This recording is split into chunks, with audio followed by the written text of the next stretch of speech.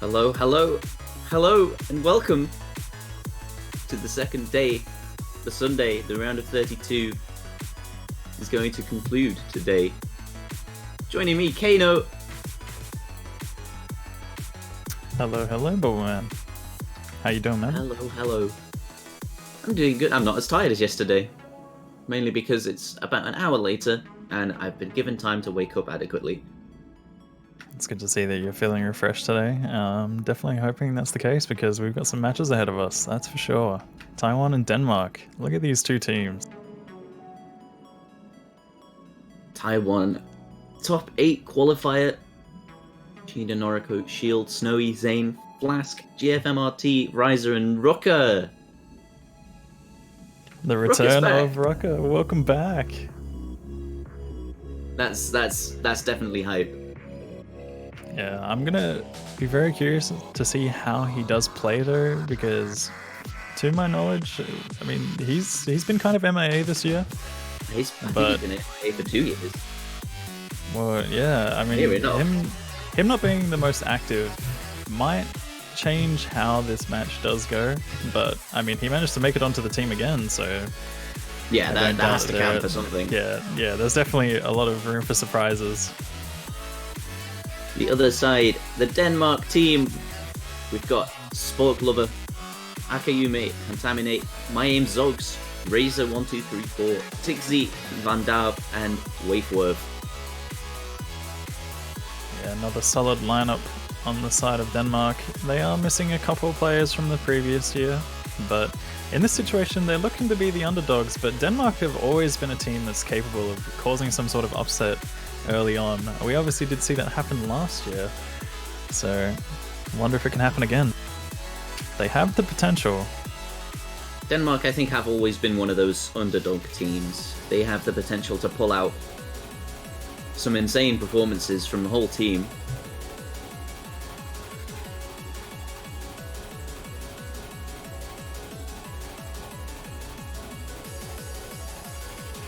We've got these 4 players on the wrong sides.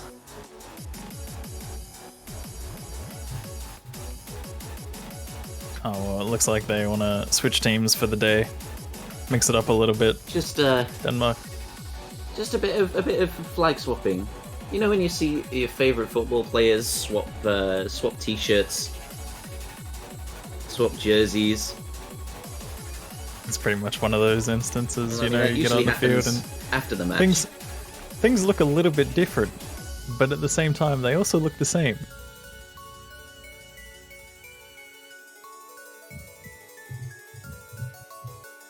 We'll get the players in the right place. We'll bring you their warm-ups.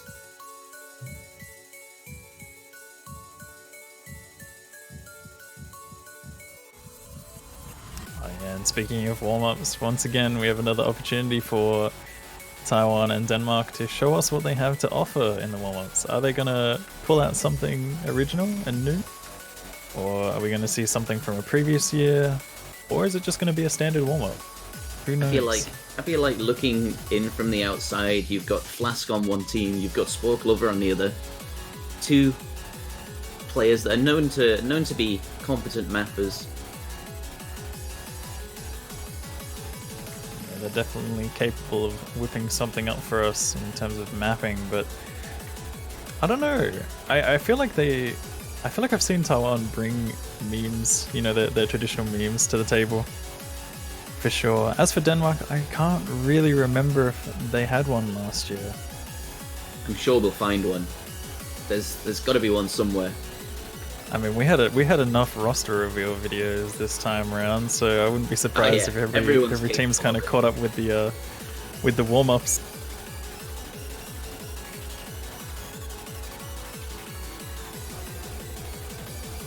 I suppose on the side of Taiwan, you've got Kolazy as well, who did the washing machine map. Yeah, there's been the washing machine one, and I believe Kadachar as well. That was the other one. That's another Taiwanese. Yeah. Good gimmicks. Very good gimmicks. Enjoyable to watch and to play. Very fun.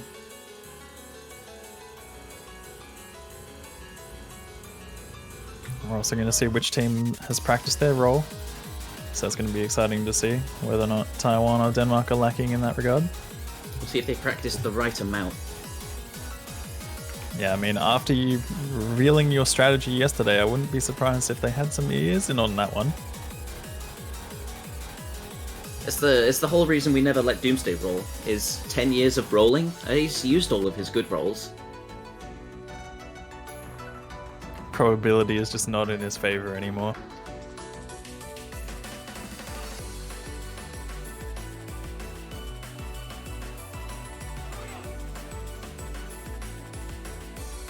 First warm-up comes out.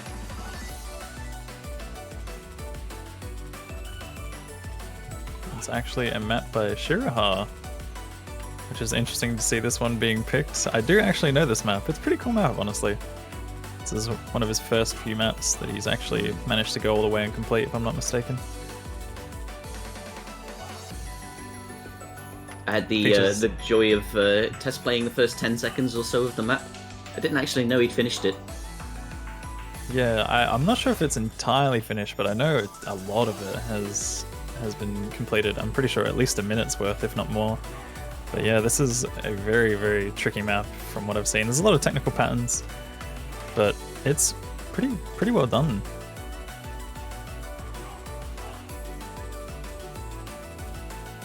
I'm very much looking forward to watching it. See how it's changed since those first 10 seconds I had a go up.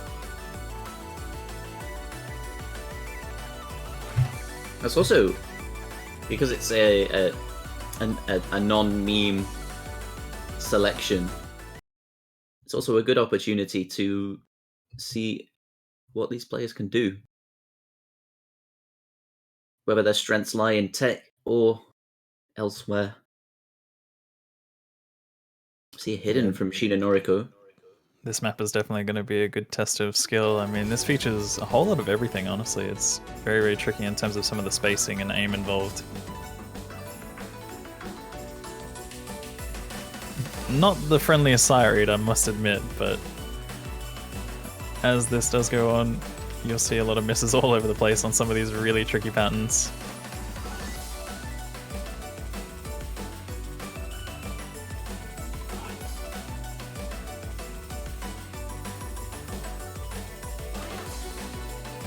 The early misses coming in from Contaminate, Shield, Snowy.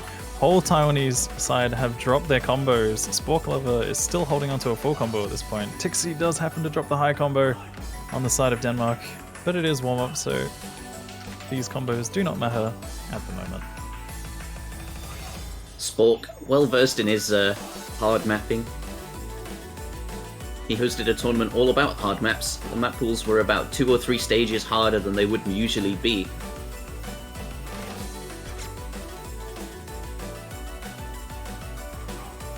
Yeah, Spork Lover, definitely someone who is into some tricky maps, as you can tell. He's performed pretty well on this one overall, managing to hit a lot of these patterns, but yeah, his selections of maps were very interesting, I would say.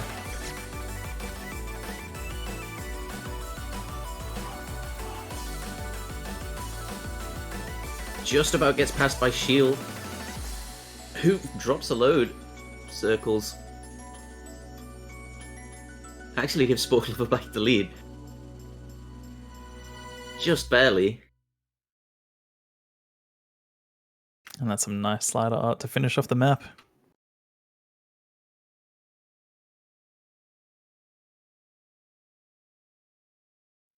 But yeah, so just finish the map.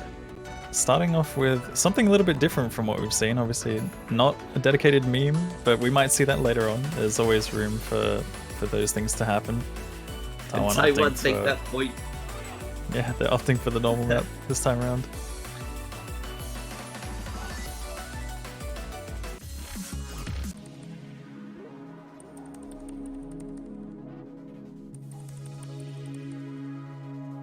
Oh damn. Euclid. Yeah, this one's a interesting one to see as a warm-up as well. I mean, both teams opting for something a little bit more standard.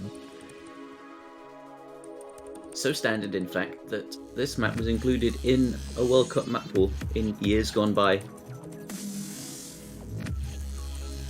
in a year before my time.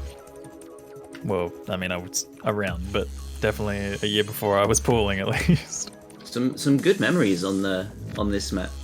I mentioned Doomsday before, and I'll mention him again because he carried so hard against Poland. It was our final pick, and this map came up. We said, "Alright, let's do it." Doomsday MVP. I mean, he may not be on the team this year, but he's still the MVP in all of our hearts. Oh yeah. He's our coach. That discussion we had yesterday, we're getting a coach. Every team picking up coaches this year. Before you know it, we'll have Osu Esports.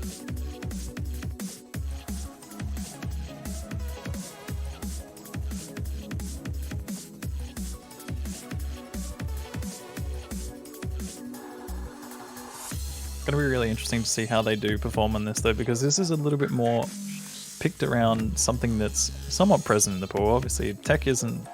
It's hard to compare these two tech maps together. You know, the Arena 32 one and this one, but it still has some elements which maybe Denmark are trying to scout out of Taiwan. Yeah, there are 2 uses for warm-ups, maybe even 3. One is the standard, normal, let's warm ourselves up, pick a map that we're going to do well on. The second is let's scout out their skills. And the third is let's just have some fun. And I don't know. I don't think this is a scouting warm-up. I think this is warming them up for free mod. That is true, yeah. You see the mod picks. Yeah, they're over-modding this very, very hard right now. So it could just be a test of, you know, keeping themselves in the groove kind of thing. They might want to stay fresh on their mods. So, you know, having a couple people opt for Hard Rock and even a Hidden in there as well. Keeps them fresh and ready for mods. So we might actually expect some picks in the mod brackets from Denmark.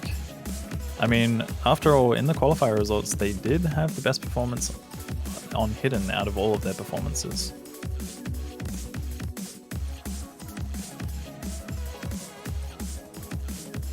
And Hard Rock did follow behind. But as for Double Time and Nomad, those were a little bit behind Hard Rock. So, you know, their priorities are most likely going to be around Hidden and Hard Rock, which is a good thing, especially because, you know, you have 2 pools to pick from, including free mod, which also features the same thing.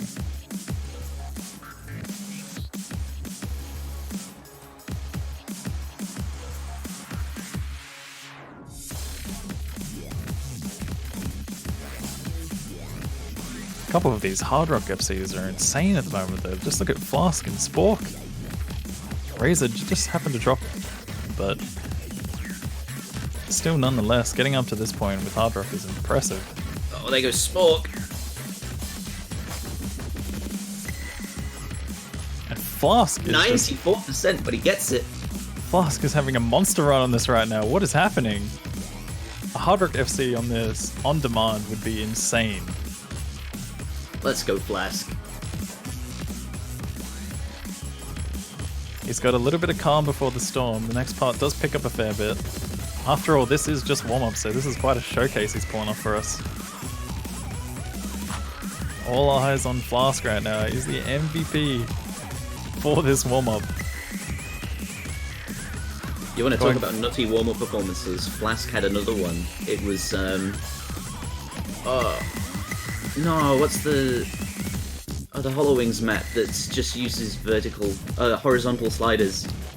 Death Dance? Oh wait, no. Oh, I know the one. Tsubaki. Yeah, Tsubaki. He FC'd that in a warm-up. Damn. Yeah, Flask is going full OWC mode right now. This is an insane performance. Managing to full combo that with Hard Rock in warm. This is just a warm-up, by the way, guys. Like, come on, Flask, calm down, buddy. All right, the match hasn't even started yet, and you're already pulling this stuff out. What's going on? See, that's just that's calling his shot. He's ready for finals map pools. That is definitely going to be a shock to the Danish team. And I'm in shock at the moment as well. Being able to FC that in shock. with Hard Rock, what? Like, on demand. It's not like it was even their pick, you know, he hasn't been practicing this. It was...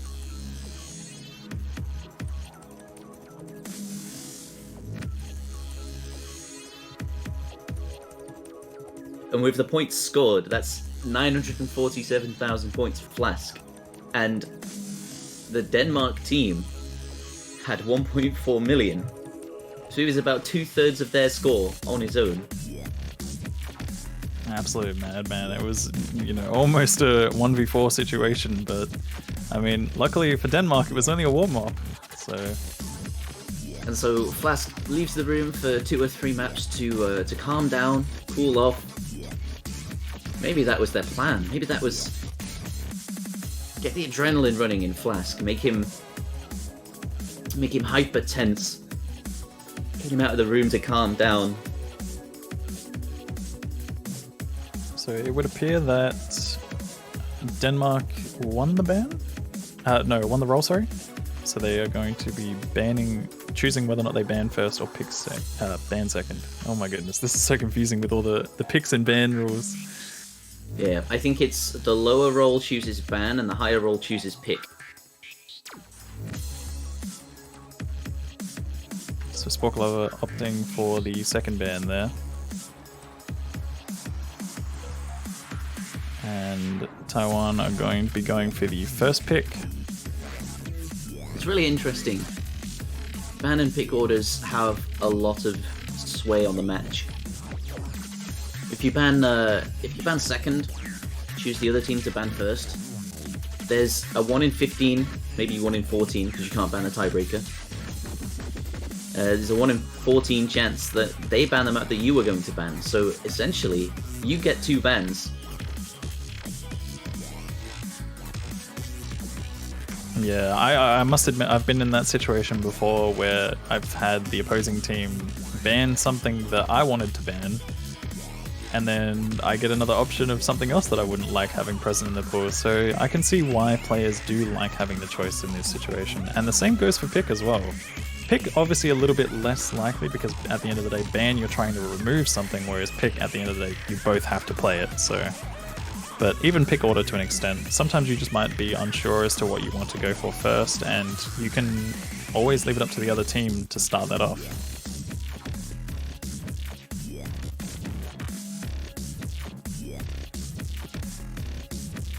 Because if they happen, let's say they happen to pick Hard Rock and then, you know, you beat them on that map, you can always opt to pick Hard Rock again. That's very true. And Hard Rock left untouched by the bans. Taiwan opting to ban Nomad 1, Junshin always. Denmark taking DT3 out of the pool. Yeah, we're going to be waving goodbye to the aim map and the speed focus map.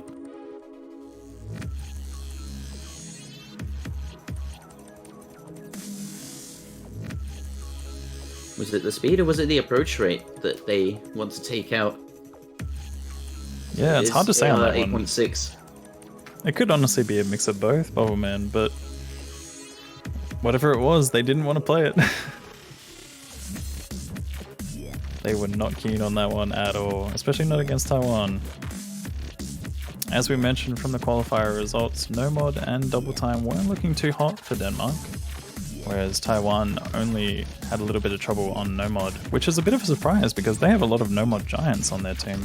But it could have just been an off day for them in the qualifiers, but they did happen to perform really, really well on every other mod, which did manage to secure them the top 8 seed.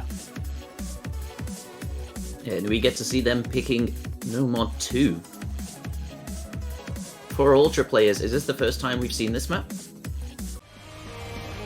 It's certainly the first time I've seen this map. Yeah, I was going to say, this is definitely the first time we've seen this map, that's for sure. As for in the other matches, I didn't actually get a chance to catch them because I was sleeping during those hours, but this is going to be the first time that we get a chance to see it.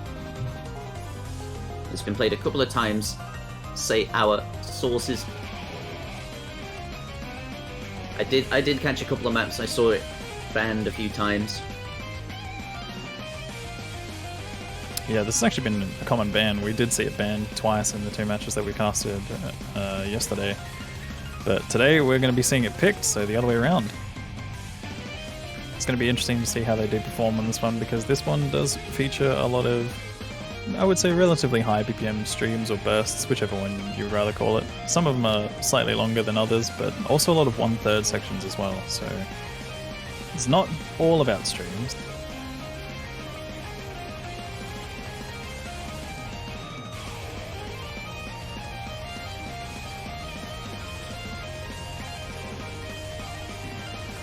Taking a look at the qualifier scores, and it's an interesting parallel between the two teams. Seems that both of their lowest scores on Nomad came from the stream map.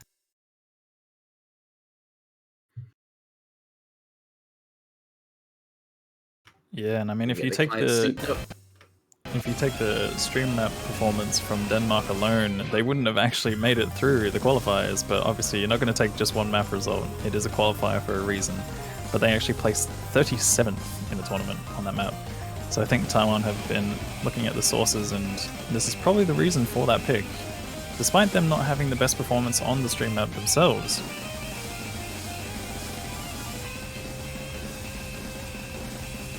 Getting into things, we've had both teams trade misses, Van Dave and Shield. It's pretty even, honestly. Is it? Look again, Spoke Lover Van Dab drop.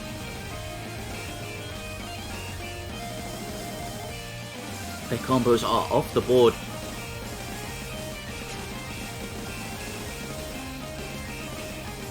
Riser follows up with another miss, but it's still 3 large combos to 2.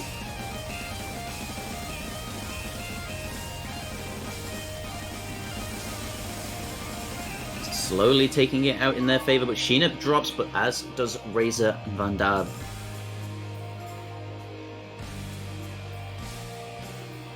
Sad face. Bottom right of our screen. Unfortunate miss. Waveworth going strong. Snowy misses. It's now 1FC to none. Shield. All on Waveworth at the moment. It's gonna. Oh, Shield does happen to break. No, but Waveworth follows up with another one. That was Denmark's opportunity for a comeback. Although Denmark still does have an opportunity for a comeback. Spoke Lover, he is in the lead in combo. The gap will close. Not fast enough. Gonna have to see a lot of chain misses, but it's too late at this point, obviously. Like, in that situation in the map, we would have had to have seen so many chain misses coming out from Taiwan and Waveworth to have held on for just a little bit longer. S-ranks.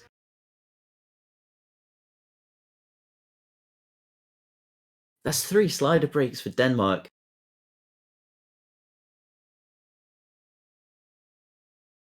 Yeah, sliders being the tragic moment for Denmark. Taiwan will be taking their pick though. But it was a very close one.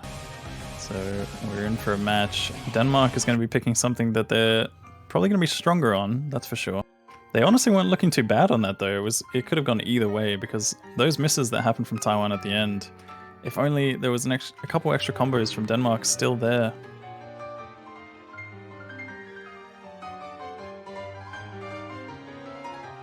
So they're actually opting for the other alternative, which is the slower version of the stream map, basically.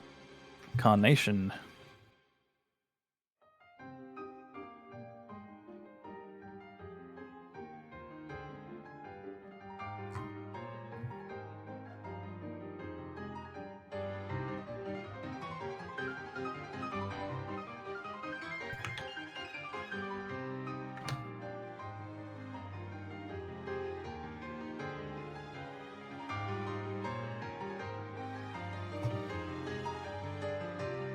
So firing back against Nomad with another Nomad. Thinking at the differences in this map. Going to give the edge to them. Denmark pick up the AR 8.5. Yeah, they are opting for the slower stream map, which does feature some 1/3 and a relatively tricky section in the second half. things are going to build up in intensity at that part. But we're going to have to see what happens. Denmark have probably practiced this one, I wouldn't doubt it. As for Taiwan, I think this one could go either way, because after the last map, it was looking pretty damn close. So Denmark picking this, obviously they're wanting to play this.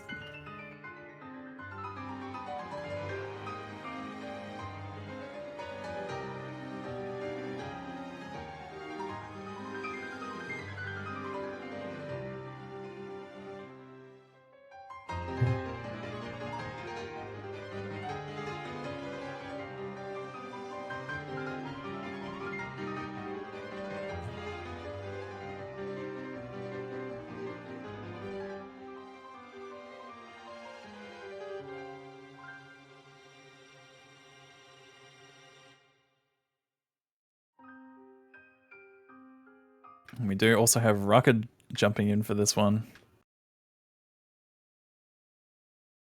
Coming in for the low AR, low BPM. Honestly, that'd be something I'd expect out of someone who has been a little bit inactive or had a break. Usually that's a skill that's generally maintained by players.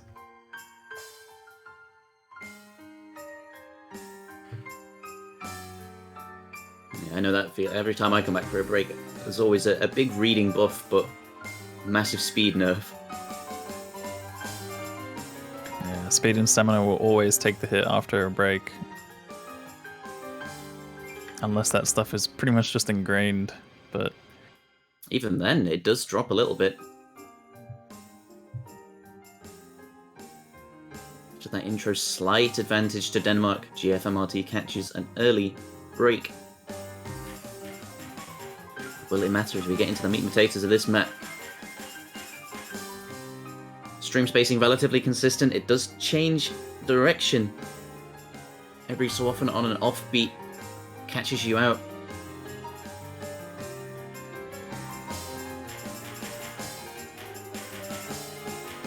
And jump catches Van Darby.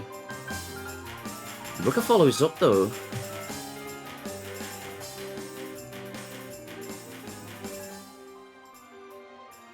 The accuracy does mean that Taiwan are set in the lead, but not by much. Slightly higher combo on the side of Denmark. The spinner almost sent it back in their favor. It did look like they were spinning pretty hard. The scores are flickering at the moment. It's really, really close just because those two players did trade misses, and also with GFMRT having the miss at the beginning. Going to be getting into a slow section. Watch the pretty much the calm before the storm. Yeah, the 1/3 stream doesn't catch any players, but accuracy drops were there. So far, Denmark are taking a bit of a lead. Some accuracy drops on the streams. Getting into the last key, Sport Lover drops. And with Sport Lover dropping, look at that score difference. Goes right back in their flavor. Flask and Noriko both just dropping there. It's going to go back in favor of Denmark right at the end. And they're going to take that one back just because of those two misses.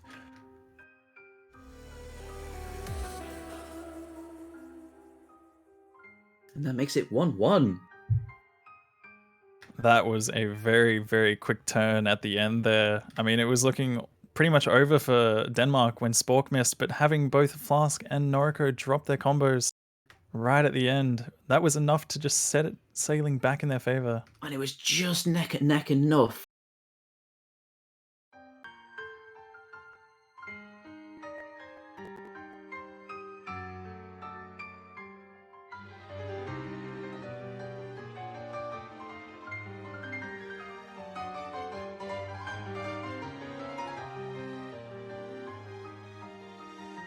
Seeing some comments in chat about nerves being a thing.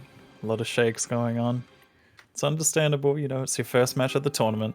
Gotta get back in the groove.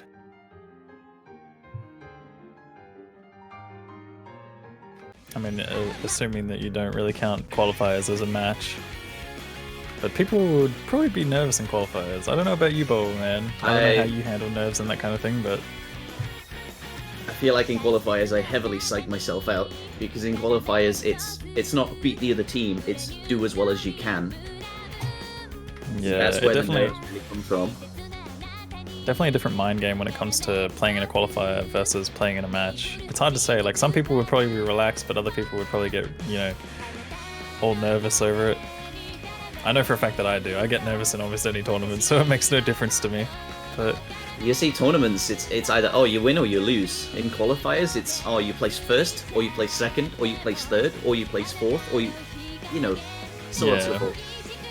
32 different thoughts, or maybe even 43 if you really think about it. But yeah, we're going to be getting into Hard Rock 2. This is... Wait, yeah, I believe they picked the wrong Yeah, one. Hard Rock 2. Hard Rock 2, we've been Here we mistaken. go. This is going to be Taiwan's pick. Looking to test Denmark on Hard Rock. Small circles, bit of precision going on here. Getting a bit of a roster switch up. We've got Mayim Zogs coming in. Rocco will be stepping out. Ryza coming in.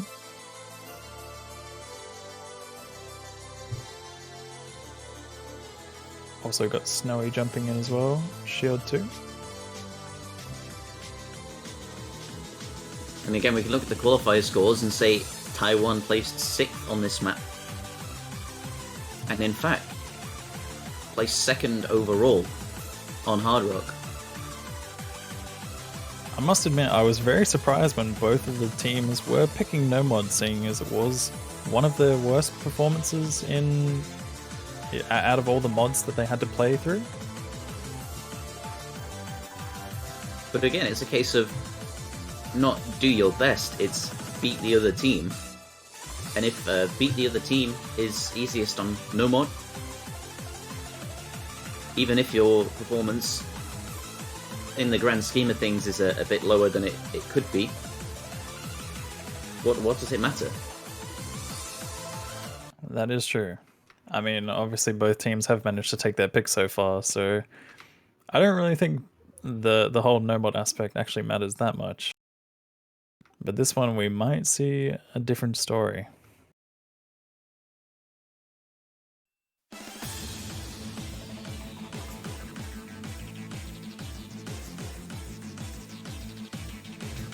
We did see good performances from Denmark on Hard Rock. What happened there, Contaminate? It looked like you pressed your smoke instead of your tapping key. Well, that early miss shouldn't be too costly. That might be though. Vandarve also finds an early miss. The linear single taps catch him out.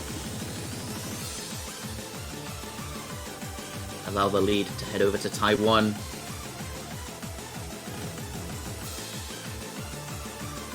Slowly take it in their favor. They've got the combos, they've got the accuracy.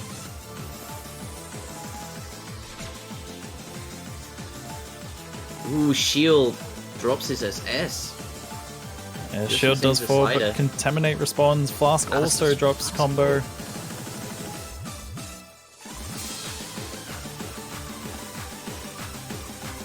Shield's accuracy keeping him competitive. Contaminate misses again. But there, oh, Ryza, now there's 3 high combos to 1. Zog drops. Still 2 to 1. Denmark are going to take the lead back if they can keep the accuracy. Contaminate misses. It's not going to matter too much. The accuracy is still there, but the lead is still in Taiwan's favor. Yeah, despite Denmark having 2 high combos on their side, Taiwan have managed to build up a lot of mid combos. And they will be taking their pick. It almost looked like a complete misfire at the beginning of this. But they're going to be taking that one away. Snowy coming in clutch with the full combo. They just keep it just safe. 100 on Shield. That's nuts for Hard Rock. Yeah, Shield's accuracy is absolutely insane. In comparison to the rest of the lobby, that's for sure. 99.68, 1/100. They pretty much could have almost been an SS. This match is definitely looking to not be one-sided at all, despite what the seeds may suggest. Yeah, we've got top seed versus no seed team, if I'm not mistaken. Yeah, Denmark being no seed. And they are giving Taiwan a run for their money, but they are known to be early game killers, man. They took out, I believe it was Poland last year, right? They did. Although that was a pretty big group of death. Their group was Poland, Romania, Italy, I think, and it was quite possibly the hardest group draw that you could ask for.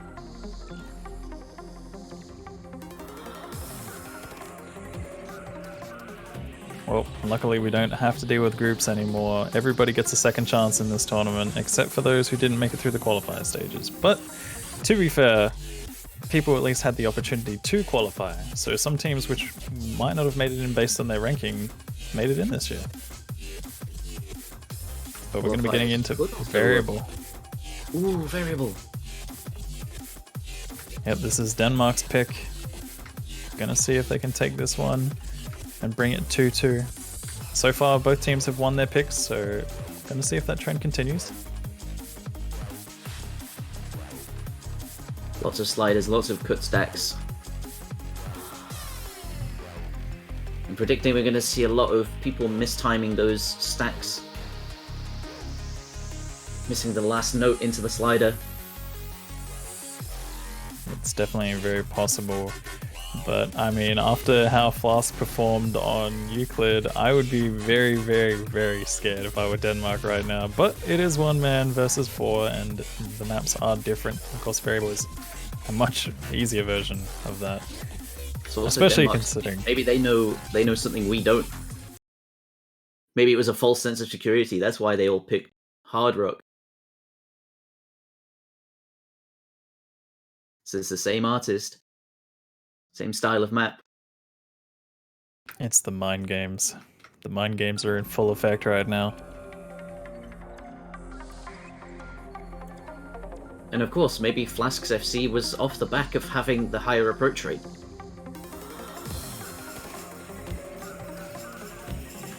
He drops a load of hundreds on the first few notes.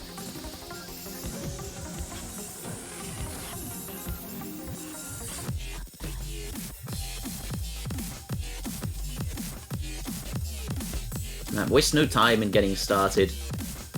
Contaminate drops the first miss of the map. Followed quickly by Riser. You can see it even out slightly. The accuracy is keeping it in Taiwan's favor for now. Contaminate misses again though. Extra little bit of advantage. Yeah, that second combo reset from Contaminate doesn't put Denmark in a good position at the moment, especially on their pick, but there is plenty of room for a comeback. This map is far from over. We are not even a quarter of the way in. Getting into another intense section. We might see some misses coming up here. Contaminate needs to hold on. But for anything to happen for Denmark, Taiwan needs to find a combo break somewhere. And JFMRT is going to be the one, but MyMZogs also trades one back. Razor drops Contaminate as well. It's only Spork holding on for Denmark. Those combos all need to drop from Taiwan for any sign of hope.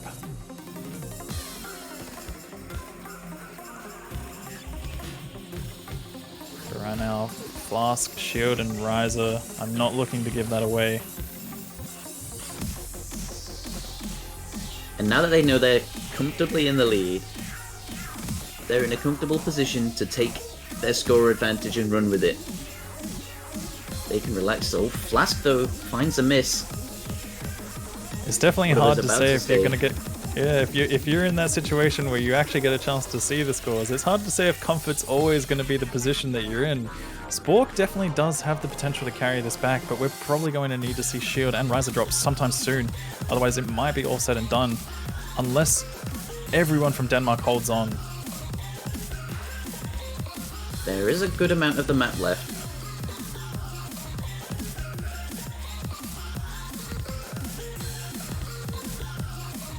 What I was about to say, in a comfortable position, you can relax a little bit on your accuracy. Make sure you're hitting those circles.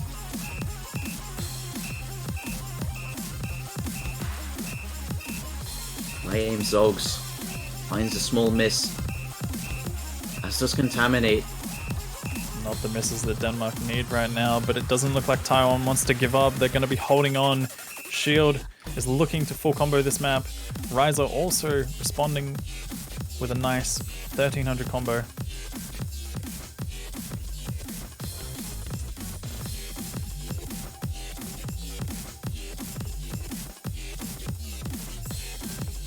And despite Sporklover's performance, Taiwan would have taken that pick regardless.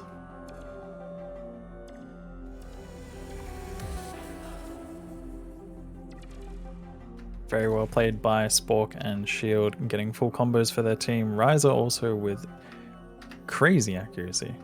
3 100s and 1 slider break. It was a very early slider break as well. Just unfortunate timing on that.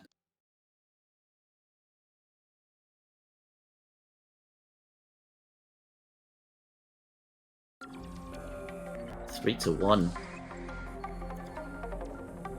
Gonna see the first breakpoint of the match. Taiwan managed to steal away Denmark's pick, and now they're in the position to pick. What's it gonna be? Are they gonna test them on Hard Rock again?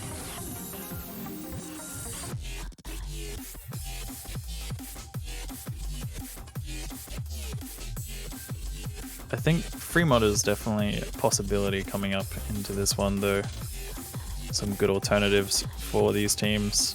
We did see them opt for a lot of mods in the warm-ups, so free mod might be the next direction for Taiwan.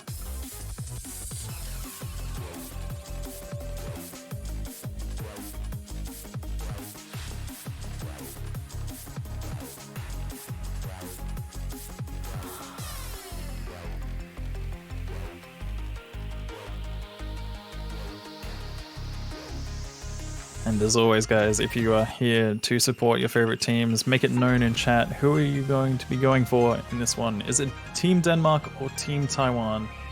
Make your voices heard. We're going to be getting into Hidden 1 though. Taiwan's pick.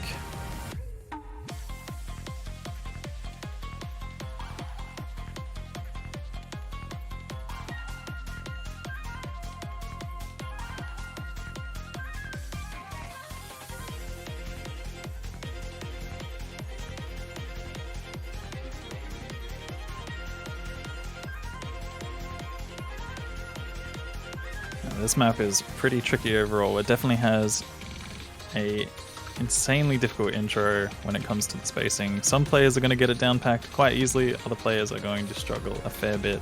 This is a map which is, I would say, more towards the low BPM specialists. A lot of spacing changes involved in it, and just finger control in general. Room for error all over the place though.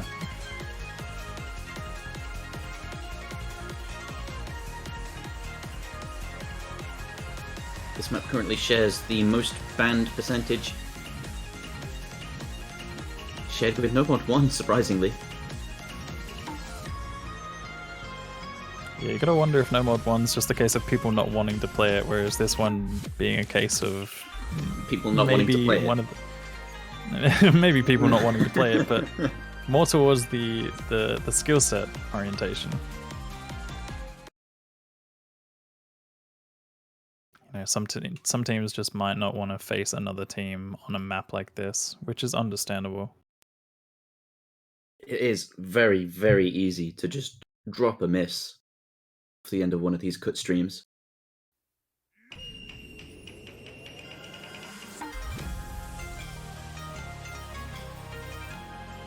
The streams are 155 BPM, so they're slow enough to where any misses in the end of the cut streams just hurt. You have the time to feel the pain as you move from the end of the stream to the next one.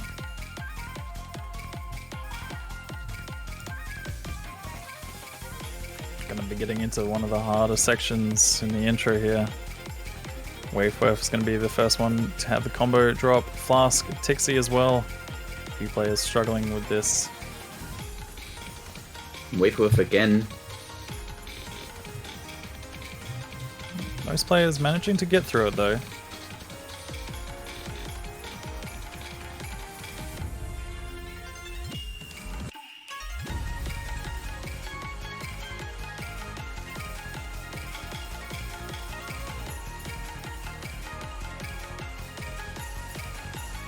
A lot of players have also mentioned that they are quite nervous, and this is a map you don't want to be playing with nerves at all.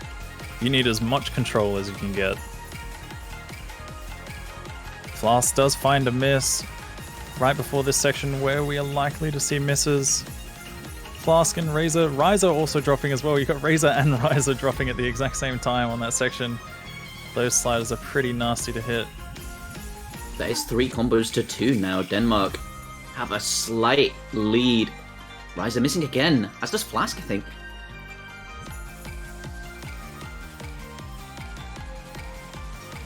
Nope, that was just smoke for his earlier miss. Taiwan do have the higher combos.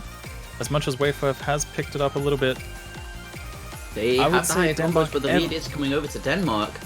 Denmark ever so slightly have the advantage. Now is the time for a comeback. Wayforth drops the combo. Flask is having quite a bit of trouble at the moment. Spork Lover does drop that combo. And it's going to be all said and done. That is going to be going to Taiwan. They will be taking their pick.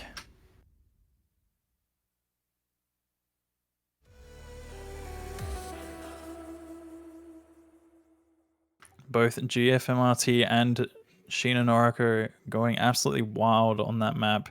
Spork Lover also had a very solid performance, but happened to miss right near the end.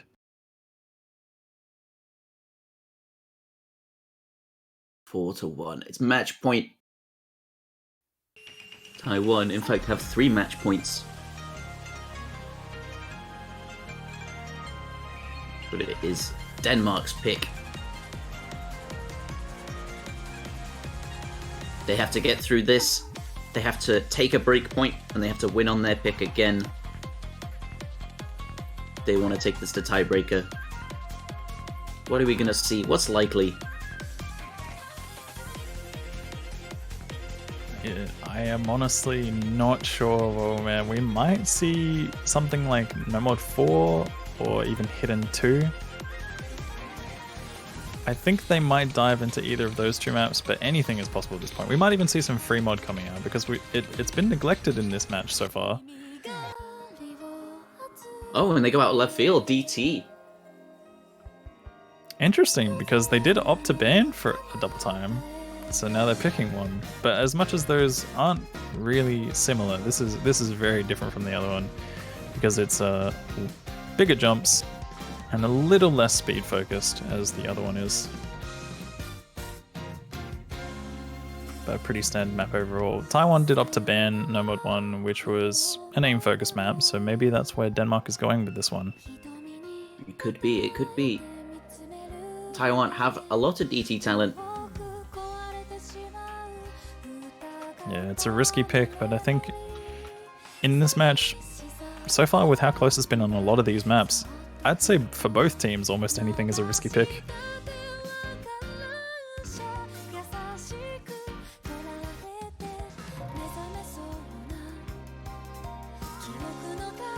If they want to continue in this match, we need to see the Denmark team pull themselves together, gather themselves up, get some good combos going, or else they're going to be knocked into the lower bracket.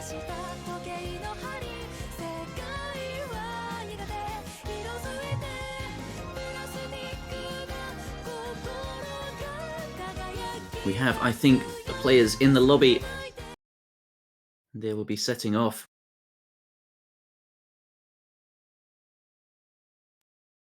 What could potentially be the last map of the match. This is Denmark's pick. Can they bring it back 4-2? Or are we going to be seeing Taiwan take this 5-1 on double time?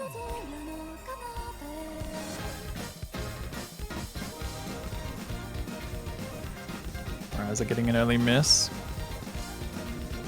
Seems to be a common theme in this map. Very slight early misses.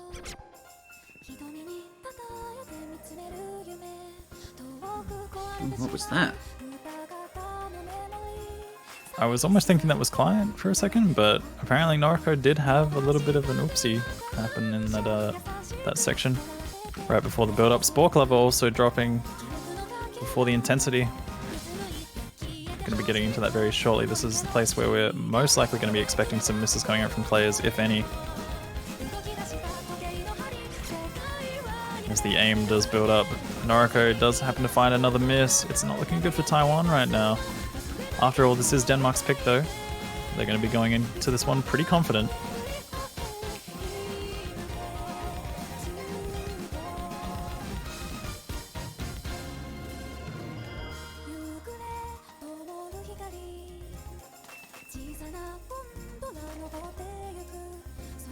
You've got to wonder if Taiwan just have tears in their eyes from the song at the moment.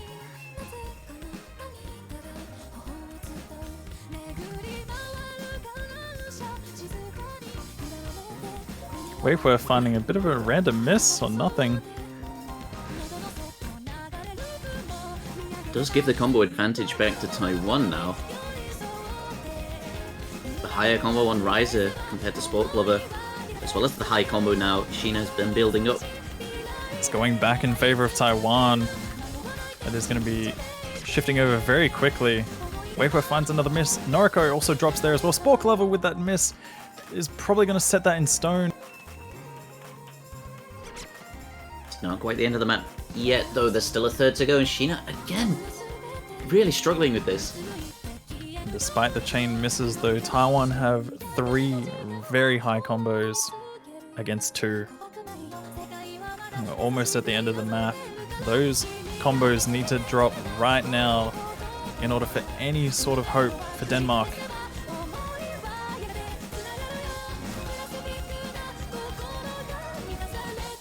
It doesn't look like they want to give up anytime soon. Smoke again, but there's still 2 FTs on either side and one very, very close.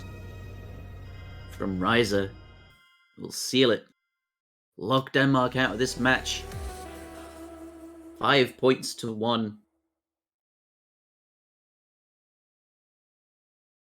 Yeah, it's really hard to say if that was a convincing victory because a lot of those maps were really, really close. I mean, 5-1, it definitely looks like a big score difference, but those maps, this match in general was just close overall. Very well played by Denmark and Taiwan. 2 full combos and a near full combo on that last map there to secure them the victory.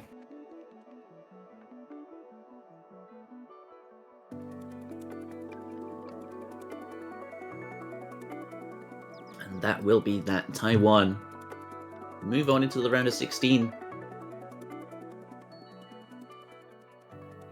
Yep, they will be moving on in the winners bracket. It's not over for Denmark though, they're going to be dropping down into the losers bracket. At the moment, we'll can tell you that Taiwan will be facing Netherlands next week. Going to be a pretty interesting match. I mean, Netherlands, another team that's pretty similar to Denmark, so that is going to be a match ahead of us for sure. And of course, Denmark drop down into the lower bracket to face Singapore. We'll be seeing that, of course, next week, but what we will be seeing this week. It's another match bring to you.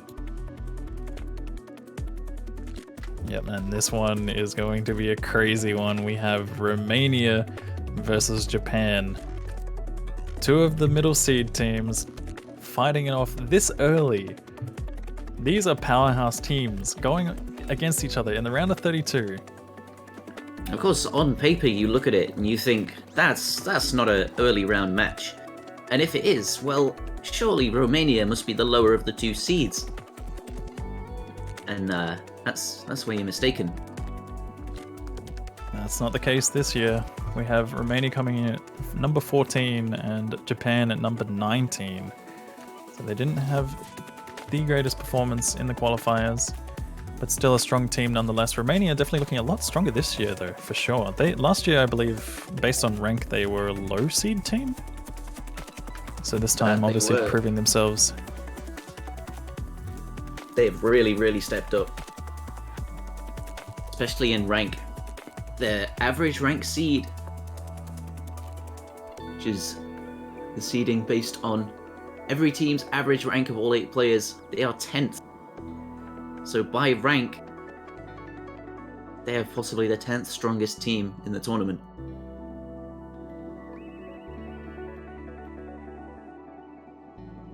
Which is a big change.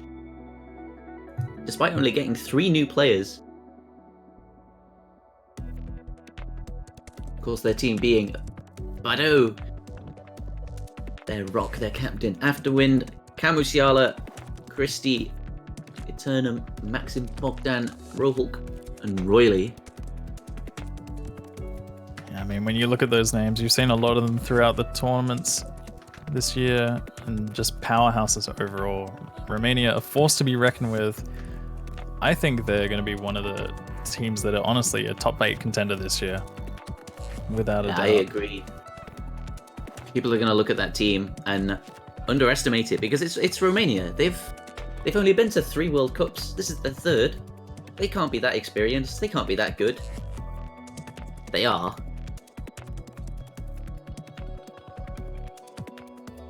They got out of the groups against Poland last year. What does that tell you? I mean, that in itself pretty much speaks volumes. You know, being the Poland group stage killers, they're going to go pretty damn far this tournament. And of course, it's a big upgrade in seeding anyway. The qualifiers possibly done them good. They were seed 22 last year. As you said, low seed, almost bottom seed. And they still managed to take 3 points off Australia and 2 off Russia last year. Yeah, the qualifiers definitely did change things this year. I mean, them placing at 14th, they're looking pretty solid overall as well. There isn't really anything that they're particularly lacking in.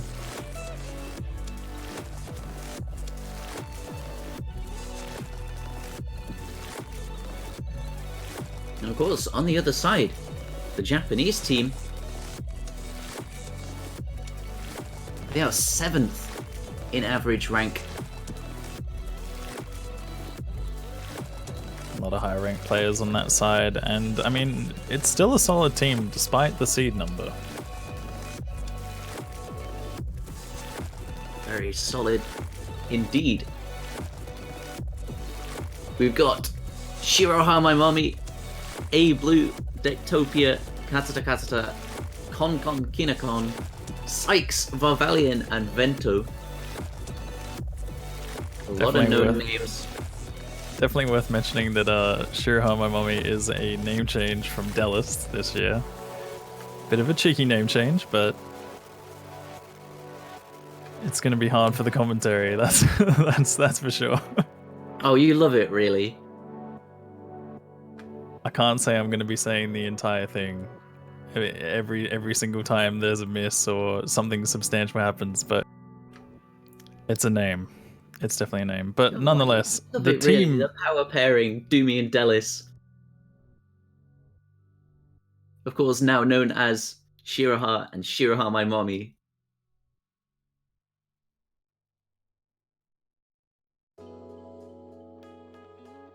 Must at least make you smile. Come on. I'm definitely having a bit of a chuckle to myself right now off mic, but nonetheless, Japan is a very solid team overall from what we've seen. Despite their seed coming in at 19th, they are pretty strong overall. They have a really, really solid double time roster this year. They are, in the qualifiers, they did fall behind a little bit, but honestly, this team should still be solid overall. They have a lot of players capable of all sorts of things. So another team definitely not worth underestimating. They are also top 8 contenders, I would say. I mean, we've got a lot of teams that could easily make it top 8, and the craziest thing is that this team is in seed number 19. When you're thinking top 8, obviously that in itself is just a big difference. You know, if you're seed 19 but you managed to make it to top 8, they did last year. So they did last year, coming in at seed 10. So they were a high seed that made it to top 8. And in fact, further than top 8, they made it to top 6. Yeah, going to be interesting to see if they do make it that far this year. It's going to take a lot of dedication and determination for that one, because they're going to have to get through Romania first.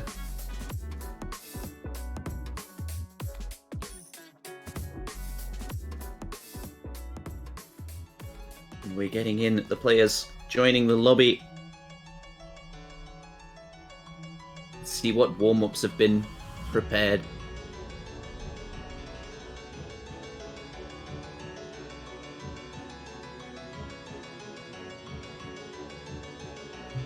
I mean, you see Badu writing in chat, Shiraha, my daddy. Now, where's that one gonna be? Who's gonna name change to that one?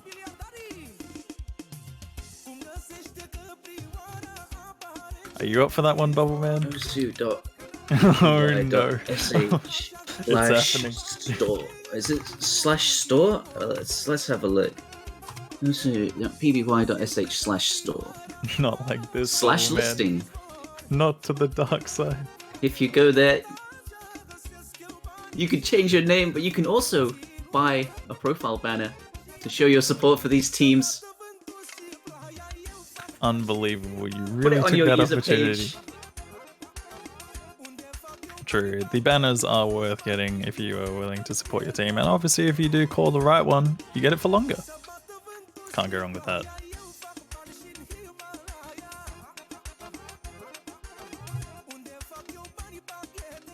So yeah, if you want to show your support for your favorite teams and support the World Cup, by any means, get those banners, get them going.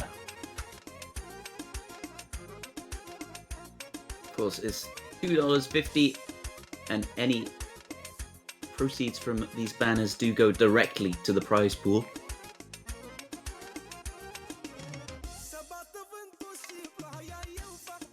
Well worth it. And as you mentioned with the warm-ups, we are back at it again with some banger songs. This has to be Romania's warm-up. Oh yeah, it's Chiu map. I don't know if this is Romania's warm-up, honestly. Well, man, this might be Japan's. What are your thoughts on this one? As much as it's a Chiyu map, maybe mapped it for Japan so that they could pick it. Yeah, there could be some mind games going on. I do actually remember this map. It might have been picked in a warm-up by Romania before last year. Although, who knows?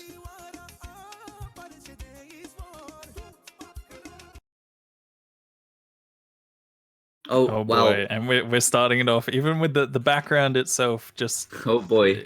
It tells a story. It tells a story of Romanian warriors in the distance, ready to face off against anyone that gets in their way. And Japan being the first, they are going to witness the wrath of this warm-up.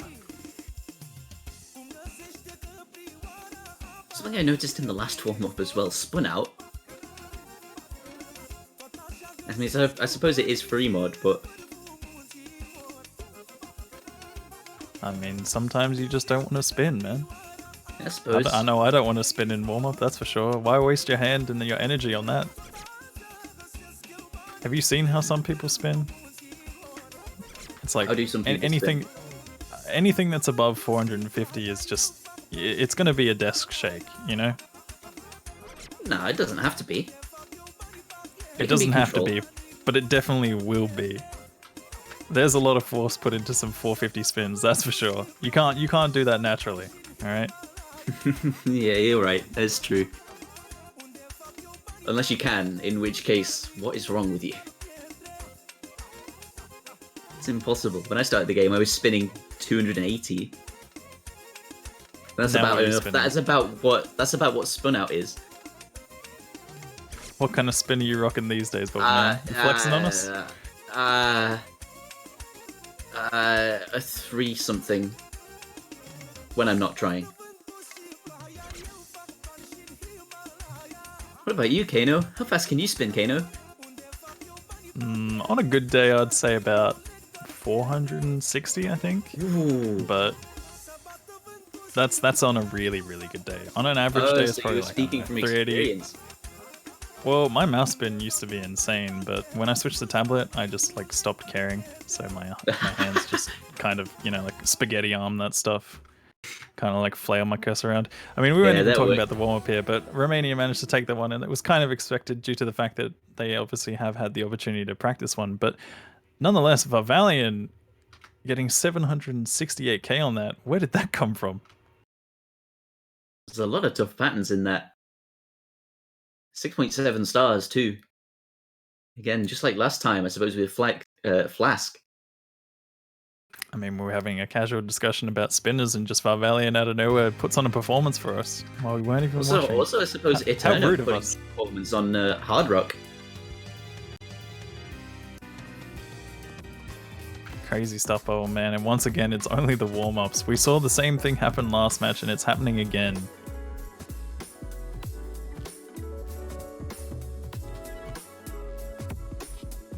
Well, we've got a moment of downtime. Let's take a look at what we can expect these teams to pick. Now, the Romanian team in qualifiers, of course, they placed top 16. Their highest performance was on Nomod, where they placed 9th.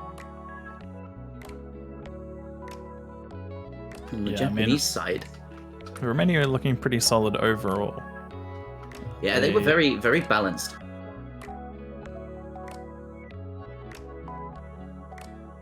There wasn't really one standout score because they were all pretty good. I mean, 12th on Hidden as well.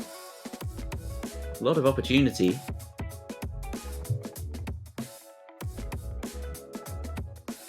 On the Japanese side, though, there was a peak of 6th on Double Time. Yeah, I did mention it earlier that Japan are looking pretty strong on Double Time, lacking a little bit behind in Hidden, but the other skill sets are also fairly strong, based on the qualifier results at least. Obviously, any team is, capable of more than just beyond what the qualifiers say. So as the maps do change and the styles change, we're going to see teams opting for mods which might not look favourable based on the qualifier results. It's also, I suppose, what we were talking about before. It's a different scenario. It's not can we do our best, it's can we beat the other team. Yeah, exactly. You're competing against a team rather than competing against yourself. It can be a big change to mindset, a big change to nerves as well. Might have even been nerves that decided their qualifiers placement. 4 new team members for Japan.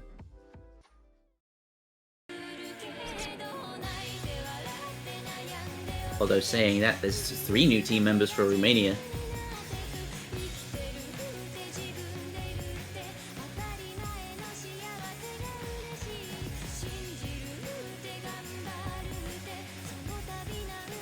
Getting to Japanese warm up.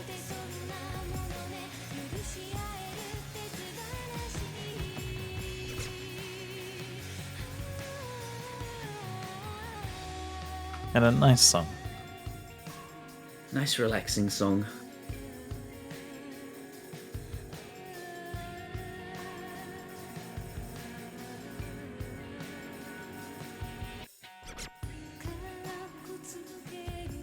After Wind does find a miss on that slow slider there. Bit of a rough one to read on sight read. We do, though, kind of get to see what Badu does best. Yeah, Badu's just doing Badu things, and I mean, considering this is most likely a sight read of him, this is pretty insane, especially the accuracy as well, 99.84.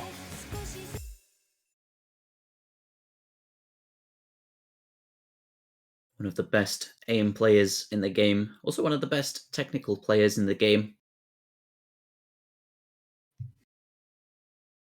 Came out of nowhere a year or 2 ago, and has just been setting score after score since.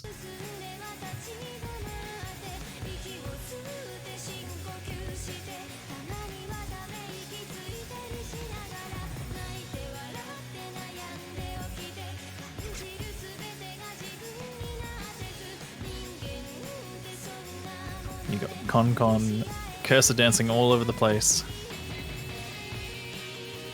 pretty much living up to the spun out mod at this point, just, you know, spinning around everywhere.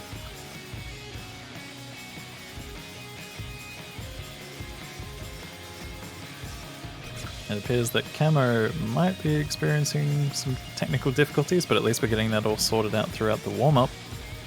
Better than now than in the match. That would be the worst time for that kind of thing to happen. Oh, he hits those cursor dancing.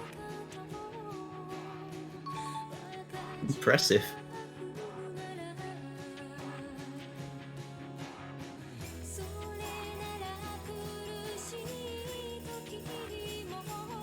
So once again, we're seeing another crazy warm-up performance from Badu specifically. Valiant also building a high combo on this map so far, but what is Badu doing right now? Considering I'm expecting this to be a side read. I'm going based on the fact that I don't think he would have played this map. But what is this? What is this person? What are they doing right now? Nah, I think this might be a map that Bado's ran across before. Just because he's played most of the maps in the game. Especially in the style that he's used to, that he's comfortable on. I mean, even with some sort of practice behind him, this is an insane performance on a map like this. And as you said, he is one of the best aim players and technical players, so you're borderline combining the two on a map like this. But like with this accuracy as well, 99.85? Following pretty much all the sliders, having no troubles whatsoever. Has to be said, an early miss on Valiant, but he's bringing his combo back. Proper warm-up for him. And once again, we see another warm-up where a player goes full OWC mode. Badu getting 3 100s and a full combo on that map. What just happened, Boberman? Badu happened.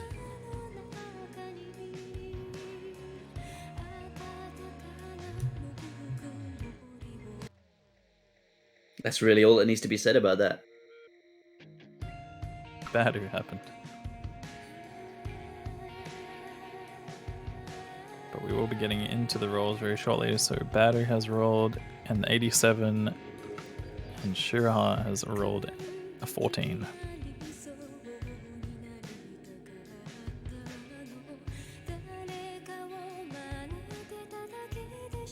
So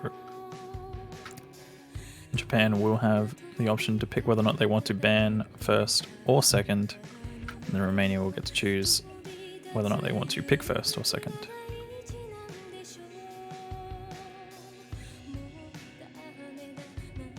Got the 14 maps to pick from, plus the tiebreaker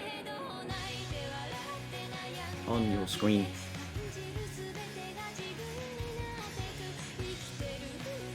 What are you thinking when it comes to the bans, Boberman? Do you think the qualifier results are going to say something about that? Do you think we're going to see maybe a hidden ban from Japan? I would expect one. I would say it's almost definite that Hidden is going to get taken out of the pool, especially against this Romanian team. Especially against Badu, who's good with reading, good with the slower maps. And the more technical maps. I think on the other side, Romania are going to look to ban something from double time, something faster.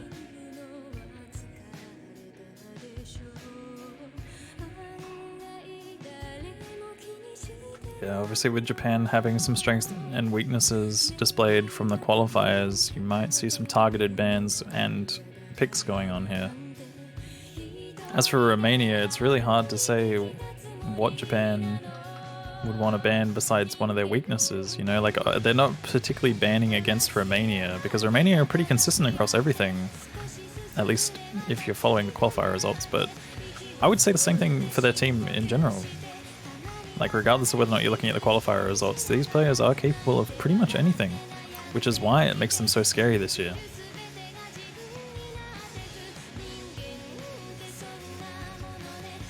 Like when you've got a very well-rounded team, as strong as Romania, they are going to be a force to be reckoned with this year. Japan, on the other hand, do have strengths in specific places, which they will be able to utilize in the later rounds. I suppose it's like you said about the Australian team. They have very strong strengths. Hard Rock, DT, possibly even No Mod if they find the right maps. Yeah, definitely one of those situations where it's probably going to be map dependent as well, but nonetheless, strengths which they can play to.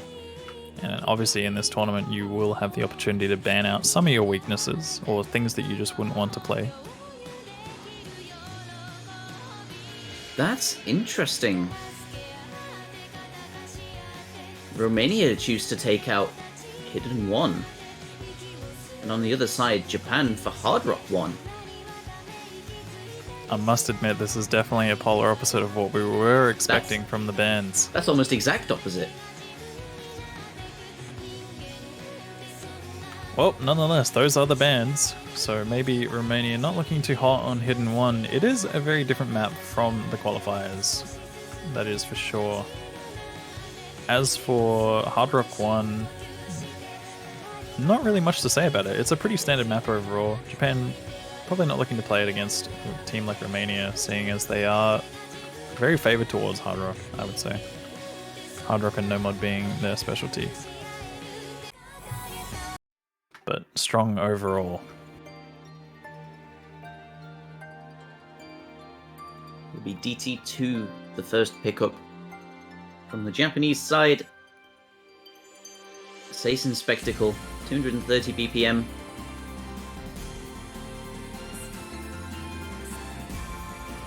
Good Quite song. heavily stamina focused. Good song. Lots of streams. Yeah, a lot of burst streams. Around 230 BPM.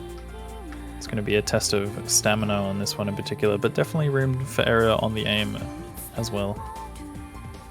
One of the older maps in the pool, which doesn't quite feel like it's aged. You know, it still feels like a standard map.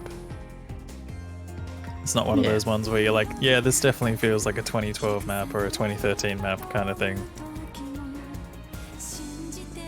Just a nice map overall. Of course, already stated in the chat. Oh, cool. The only map I can't play, says Bado. That's tactics. Of course, so a targeted pick. Bado very good at the aim. Technical finger control. Flow aim, but not the fastest player. So they've chosen to target him out. Force him to leave the lobby.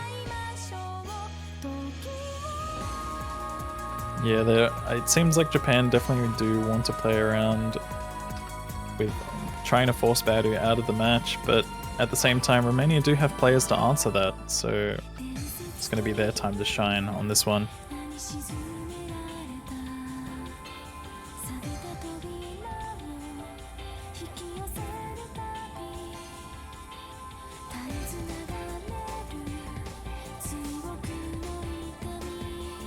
We'll wait for them to start the first map of the match, Romania versus Japan. Seemingly a Japan-favoured pick, this one, according to qualifier results, but we will see. Nothing is ever certain in tournament play. Oh no, this is danger. Hopefully this isn't a disconnect from the beginning. If so, we can maybe get this restarted. But it might just be, yeah. No, it was a slow load. Wait for all of the clients to sync up again. We'll get going.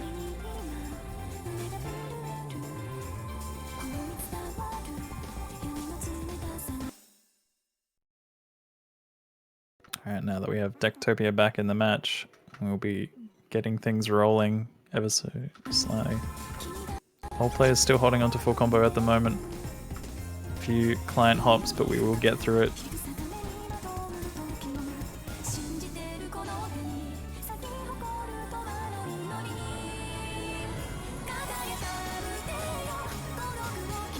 After there's going to be a place for misses. This is probably where it's going to be. As you can tell, the map does build up in intensity. Some tricky sections coming up here. Relatively low OD for a DT map. OD 7 does become 9.1, and Christie with the first miss drops his combo. 7 still survive through this Ki, the first chorus. As much as you say Christie was the first miss, Valiant actually did miss from the Japanese side as well. Just a bit before that, which we didn't catch on, but that does even things out. 2 players have dropped. It's still in Romania's favor at the moment, but Japan will be having the combo advantage very, very soon. Their accuracies are also very similar. You've got 2 high accuracy on both sides. Christie does find another miss, so we'll be going back to Japan. The Valiant is holding on. Scores are flickering at the moment, but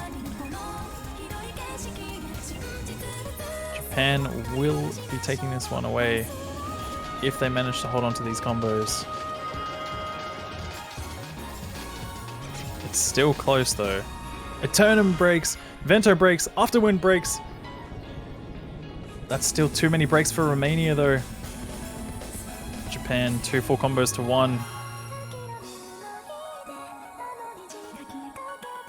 We've also got Valiant with a 500 combo. Sitting in the background, ready to take over.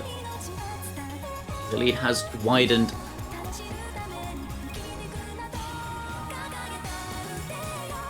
$200k in it.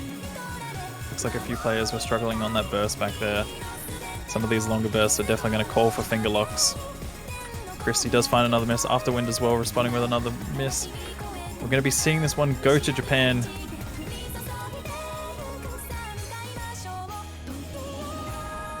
It's definitely looking very, very close at the halfway point, but after those breaks, it did go well in favor of Japan. They will be taking that one away by about 500,000. They break the 4 million mark too.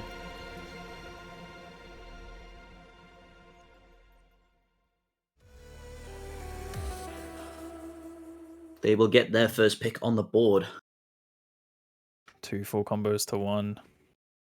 Very impressive accuracy from Camo as well. Only 4 100s on that map.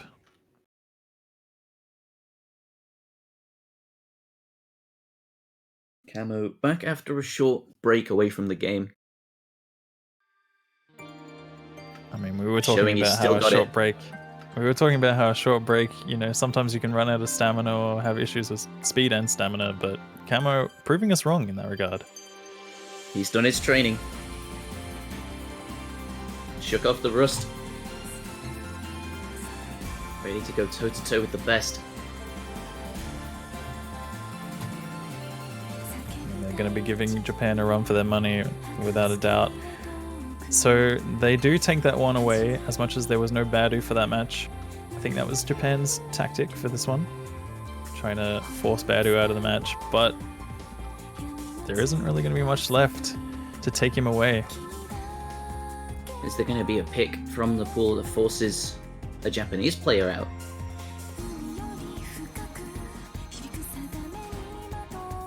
Is there a Japanese player that you would want to force out?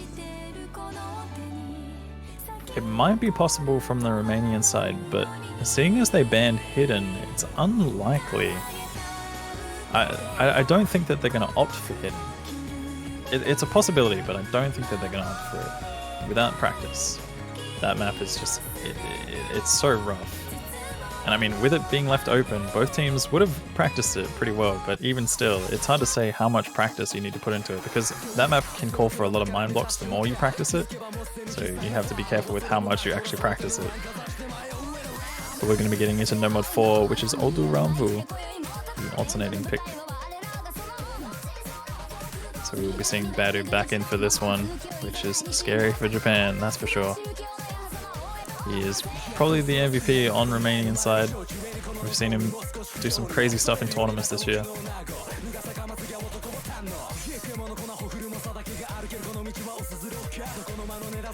Seen lots of insane FCs. Insane consistency. They make sure it's a map that he can sit in for. Rohulk playing for the Japanese team. He's gonna make a quick switch. And get the final Japanese player in.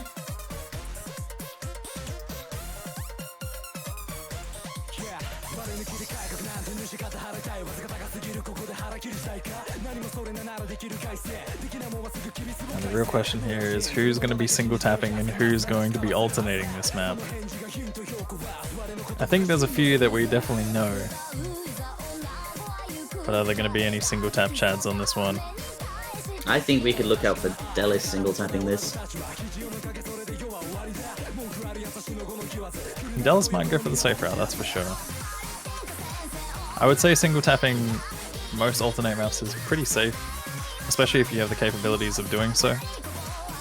I know for a fact that when I can actually single tap an alt map, I will be able to aim it a lot better, but maybe that's just because my alternating isn't quite up to par with other players.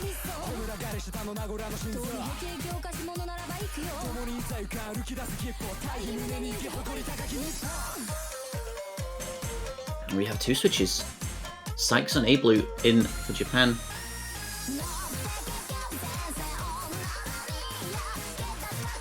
I've actually experienced playing against A-Blue on low BPM maps before, and A-Blue is a force to be reckoned with on that kind of stuff. No surprises to see him in on this one.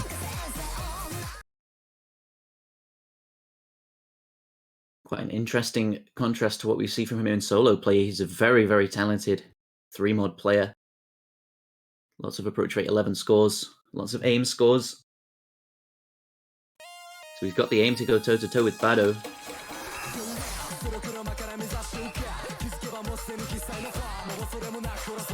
He will be single tapping it. So does Delis. We've also got Afterwind opting for the single tap as well. Everyone else choosing to alternate or hybrid alternate. See a few single taps coming in from Rohulk, but still alternating on sliders.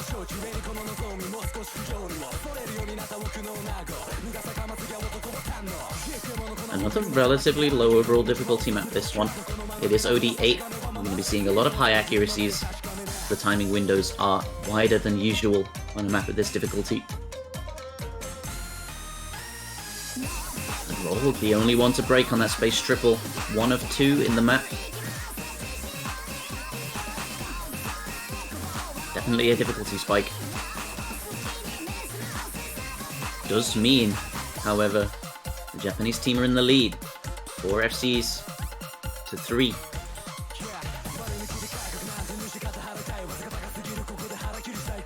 Misses again. Can't quite build up his combo again. Although if the blue team keep going as they are, it won't matter too much. Anything could happen, honestly. When you have 7 players still holding on to full combos, things can get scary very quickly. The tides can just turn almost instantly based on any combo break in this match. I mean, if we see 2 combo breaks from Japan, that's just going to sway things back in Romania's favor. But it's going to need to happen soon if there's going to be any hope for Romania. They are still holding on to 3 full combos. Rohulk is slowly but surely starting to find his call in this map.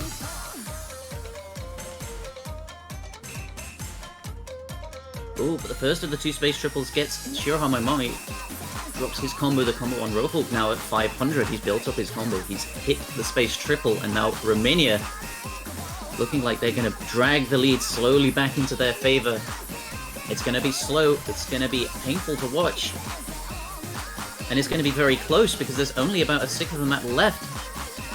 High accuracies for Romania. If they can hold their combos to the end, this might switch back over into their favor. They might put a point on the board. And A-Blue misses.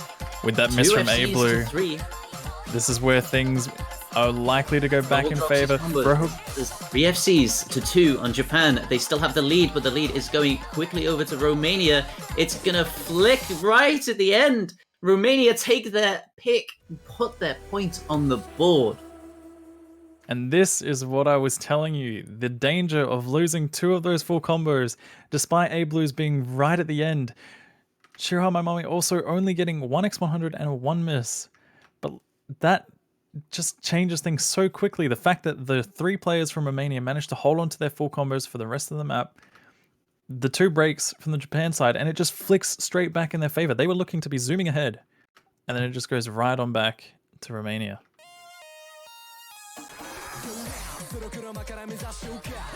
We've got a match in our hands.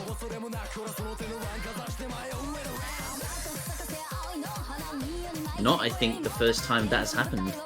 Specifically on Oida Ranvu.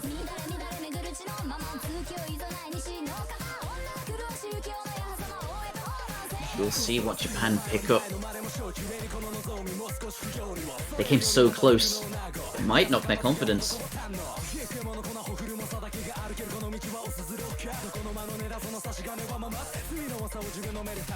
Well, both teams taking their pick.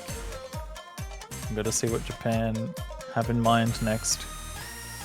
I think we're all pretty curious, to be honest, because both of these teams are looking fairly evenly matched. Obviously, Japan had a little bit of an edge on the double time pick, but I think anything else from this point will most likely be close, and that map in particular was just insane. The fact that it flickered right at the end. Ridiculous. All because of 2 combos breaking right at the end. Despite Rohulk having so many chain misses throughout that map as well, the 3 full combos made the difference there. Indeed. If the Japanese team keep going with their strategy, they don't. I was going to say No Mod 2 might be their pick, but they instead take DT3, speedy Natsu mapping, Fortin Field.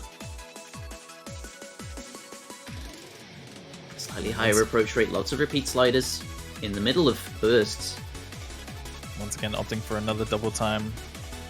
Not a bad choice from Japan. They did perform really well on the last one, so I think they're hoping for the exact same performance on this. And despite whether or not this does place Badu in this match, I think they are looking to beat Romania overall.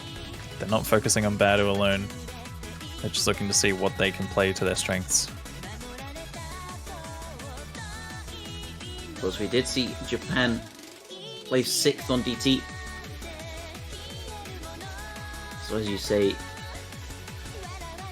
as long as they can outperform Romania overall. We saw them do really well on Sosen Spectacle, so this map being somewhat similar, not entirely. It's a shorter bursts, but higher BPM, obviously also higher approach rate, as you mentioned. A little bit more focused on some basic control, but these players are more than capable of that, and they've proven that based on their previous DT performances in this match and in the qualifier.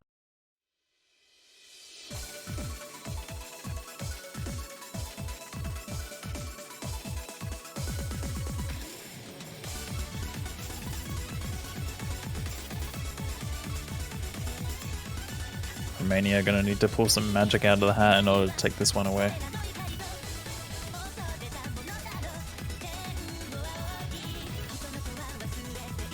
So far things are pretty even. Accuracy advantage to Romania. Sykes is going to be the first one to break for the Japan side. Royally also following up with another one.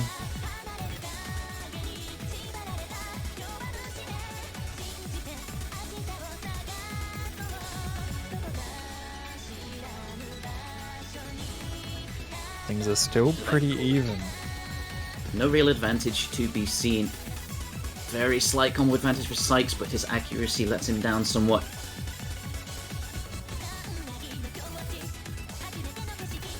They are going to take the lead, Japan, off the back of that 50 combo Sykes has over Roly. Few hundreds here and there. Lead relatively similar. It flickers a little bit, Roily misses. His combo is now gone. Sykes has free reign. Can build up that lead. Looking to go back in Japan's favor.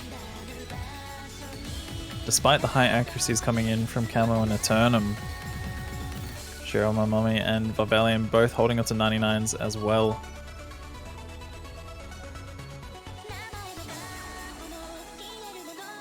Getting into the break, players do get to see where they're sitting right now. Badu not happy with Roly.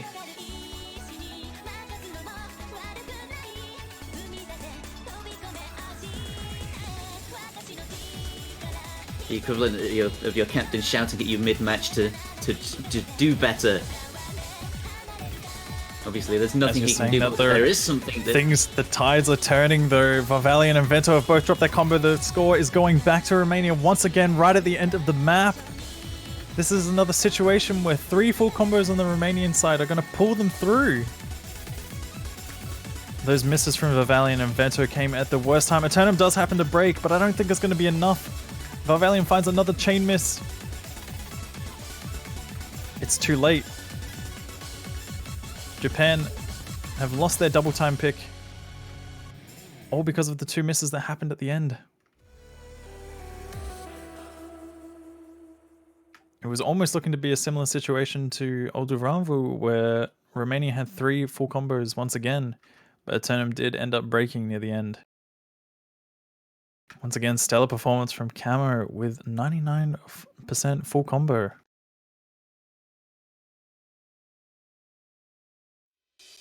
I mean, the break is just not phasing him at all.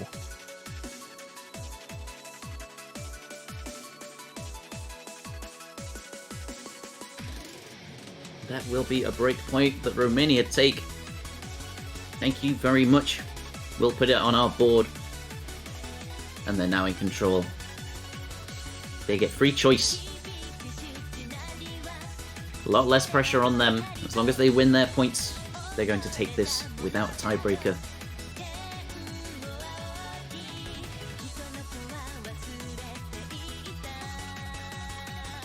What do you think we're going to see? Slower map. No mod 1, no mod 5. I think we might see Variable coming out sometime soon. No mod 1 is also an option as well. But interestingly enough, that might be a good call for them, seeing as I think it was Japan who banned the Hard Rock 1, right? It was Japan that banned Hard Rock 1. Hidden 2. We're going to be seeing Silver Orbit in action. Get to see some reading on full display.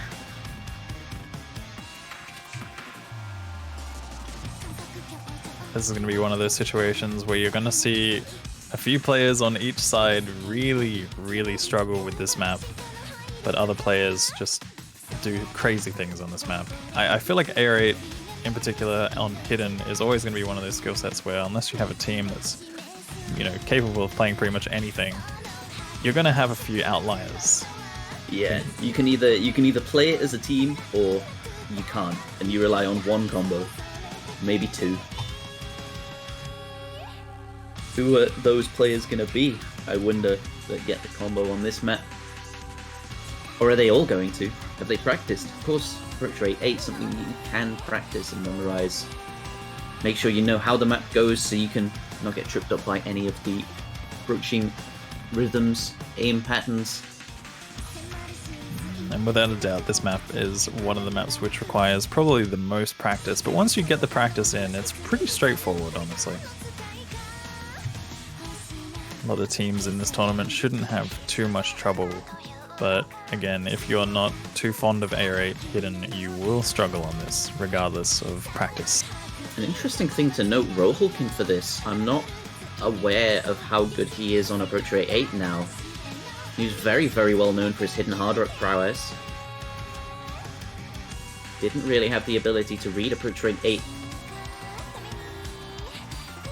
Yeah, he did happen to play a lot of Hidden Hard Rock, but I mean, I remember a long time ago he was talking about tutorial, like some sort of, you know, practice routine, and he always used to play like AR8, OD10 or something.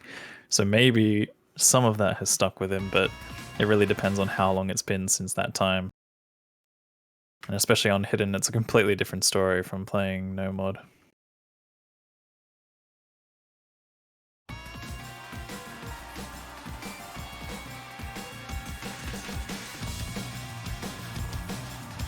Yeah, very rhythm heavy pick on the air 8 hidden. Karada going to be the first one to find a break.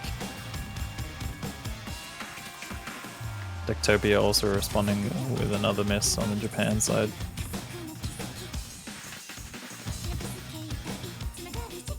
A lot of really tricky patterns and rhythms that you need to pay attention to in this one. In particular, Camo is going to find a break on the Romanian side.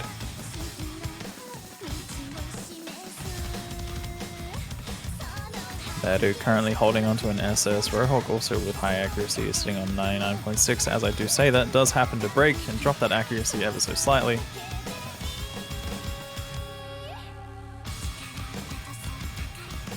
Japan are still holding onto their combos, as well as Romania. Camo is slowly but surely building up a combo.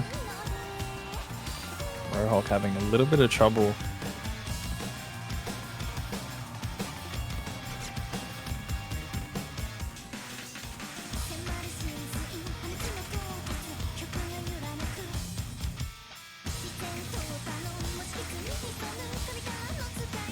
Both Rohawk and Camo having a lot of trouble finding their comfort zone on this map. Karada gets another miss. Managed to hold on to quite a decent combo. We are at the halfway point. Shiro, My Mummy, and Konkon both dropping their combos as well though. That is going to change things very quickly, especially with Badu still holding on to the SS. Dectopia is the only high combo from Japan, not even a full combo, against two full combos on the Romanian side after win. And Badu getting into a slow section. You're going to see that score change drastically.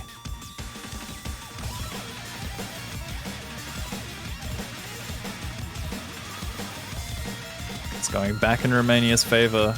Japan have pretty much no combos besides Dectopia. We're going to need to see Badu and Afterwind miss right here, right now, in order for anything to go back in their favor.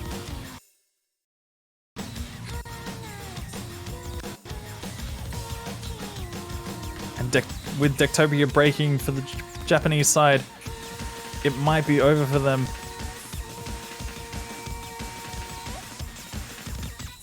There's just not enough combos on their side at all. Pretty much every player on the Romanian side would have to, you know, have a heart attack or something. We're going to need to see combo drops and accuracy drops non-stop in order for anything to happen, but I think it's going to be a pretty convincing victory for Romania on their pick.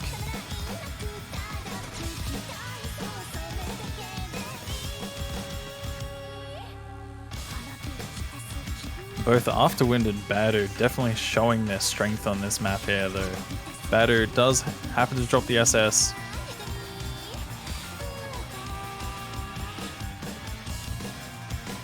Oh, and Dectopia actually didn't happen to break, that was a client issue, but despite holding on, Romania still had the two full combos, and that is what carried them through to get that 3-1 victory. Badu with a 1x100, Afterwind also getting a nice full combo for the Romanian side. Dectopia doing their best despite the early miss, managing to hold on as long as they could. Very impressive display from Badu. There's a lot of tricky rhythms to read.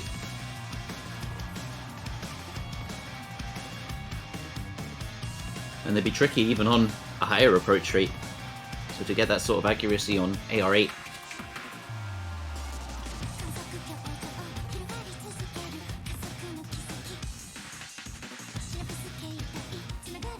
And it continues. As long as Romania take their picks, they're going to take it without a tiebreaker.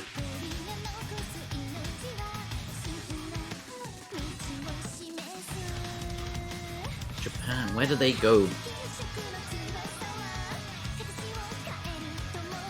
It's definitely hard to call that one. I think maybe diving into free mod or hard rock might not be a bad option for them. I think perhaps they have the ability to overmod. But at the same time, the Romanian side definitely do have players capable of overmodding themselves. I mean, picking free mod is a dangerous game, especially when you've got someone like Rohawk on the opposing side, who can pretty much just slap on hidden hard rock and do it on anything.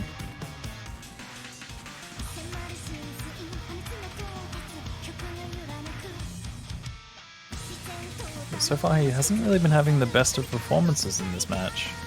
We've seen him having a few random misses occurring all over the place.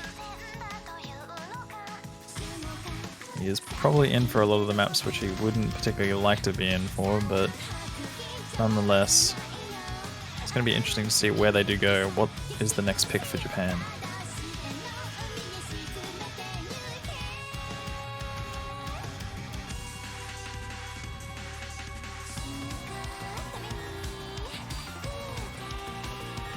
Free mod 1 is their pick.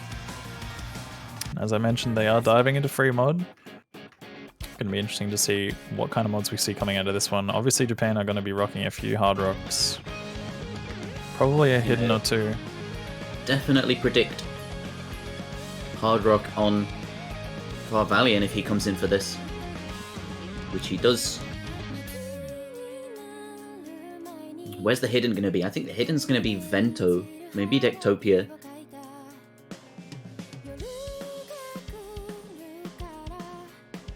I think, honestly, probably on Shiro Mommy. But any of these players are capable of modding or even over modding.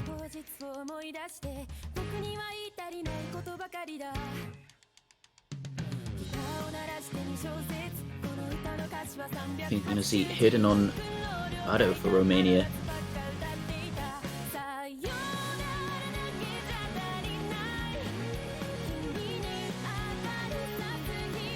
Of course, with these free mods, with this new free mod rule, have to have one hard rock, can be hidden hard rock. Have to have one hidden only, and that can't be hidden hard rock, so there must exist hidden only.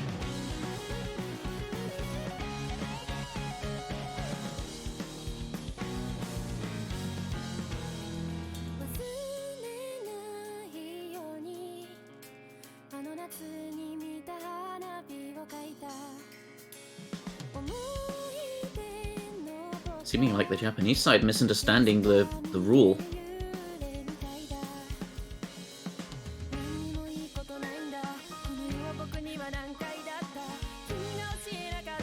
Perhaps not practicing with hidden. We do see some overmodding. Hidden hard rock for Dectopia, hidden hard rock for Vento. For Afterwind as well.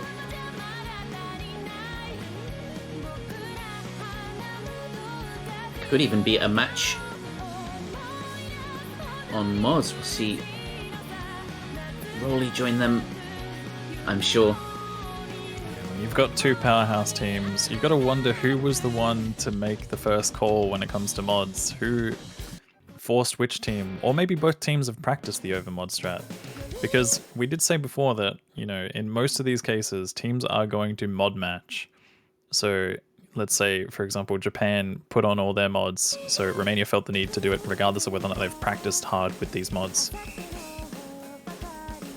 But I don't doubt that both of these teams have practiced with the mods that they've got right now. And I mean, obviously we see that Romania are down one hidden hard rock. But that is the slightest difference in mods, so regardless, should still be pretty close in terms of score, no matter what happens. Double tapping in the World Cup, Bado? Come on. Make sure he hits that stream, but at a cost to his accuracy.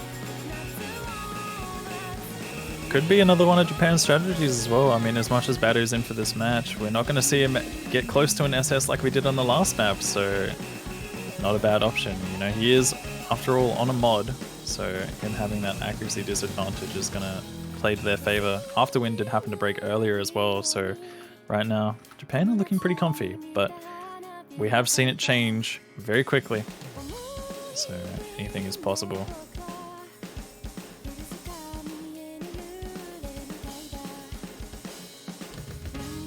Well, yeah, this is the same situation. Most of the other maps that Romania have gone on to win 4 FCs to 3, and then Japan just kind of lose it at the end, but Eternum drops his combo with the hard rock. Shiro My Mommy follows up. That's the hidden gone from Japan. Have to win with a strong combo. trade off a hidden and a hard rock FC. Afterwind also finding another miss there. It's not looking good for Romania at the moment. They only have 2 full combos, which is definitely something different from what we've seen in the previous maps. Victopia, Varvelian, and Vento all still holding on very strong.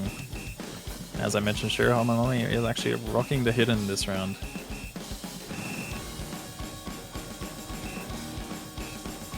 He's had a lot of reading practice this year. He's done some very good easy plays, especially in tournament.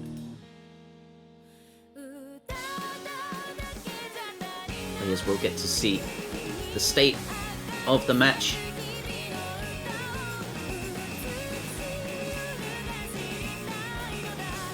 Some really tough aim patterns, especially on hard rock. Afterwind drops again, as does Eternum, but Japanese team looking strong, and even if they fall apart now, it won't matter too much. They're in the lead. Vento drops. I mean, you say even if they fall apart now, but if all of those combos were to break, it would change. But they'd have to drop a lot of accuracy. Yeah, they're definitely zooming away with that one. Almost 700,000 points, and they'll be taking 4 100s for Varvelian. Just the one miss for Delis. Incredible accuracy from Dallas, and Varvelian also with the 4 100s on hard rock. Very well played by the Japanese side. Playing on home soil. It was a Delis map.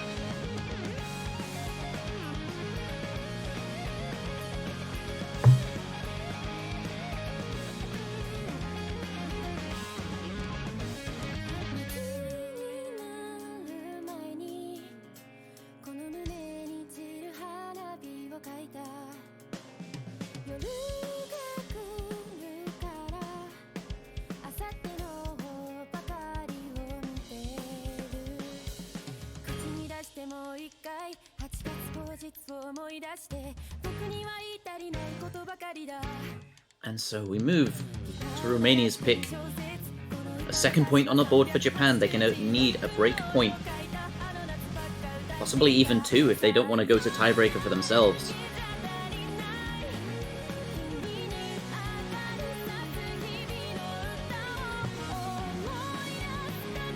The thing is as well, this gives Romania the opportunity to pick around Badu once again.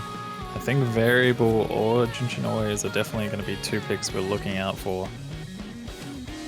Carnation is also an option as well. I don't think they're going to be opting for Ultra players.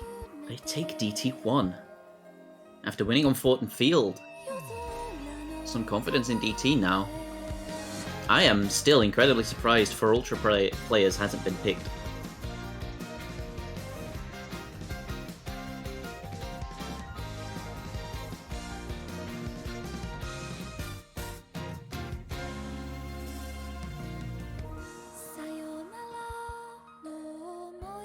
Sad song again.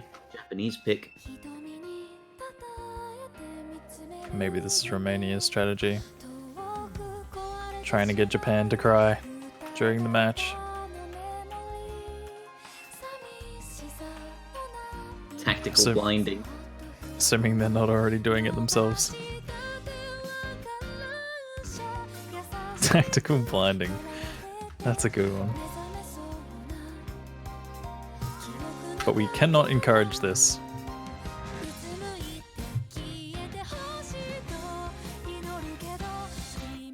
Always aim your Nerf guns away from people's faces, never at the eyes.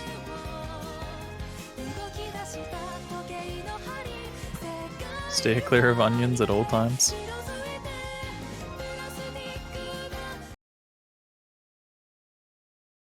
I was trying to think of a third, but I don't have one. I'm sorry.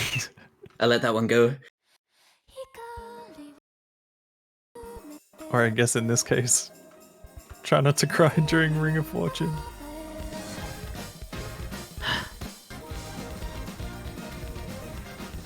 But as we do get into this map, probably not going to see too many misses in the beginning. As much as that has been the, as I say that, it has been the theme of every single time this map has been played, but Shiromamoi is going to be the one to get the first miss early. Misses are definitely expected in the next 200 combo or so when things do start to ramp up a bit.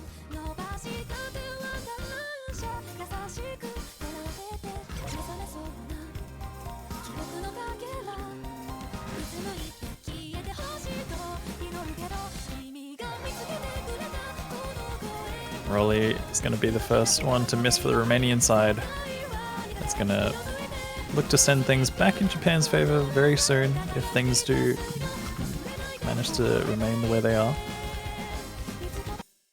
Both Well, for a double Valiant miss and from Eternum Eternum. for Valiant. Yeah, they're trading misses on pretty much the exact same jump. Scores are evening out once again. It's flickering back and forth. It's going back It will in be the favor of advantage. Japan.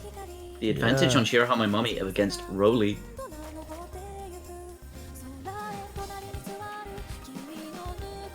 It's a straight 1v1 between Eternum and Varvalion. And there's two other players that match each other.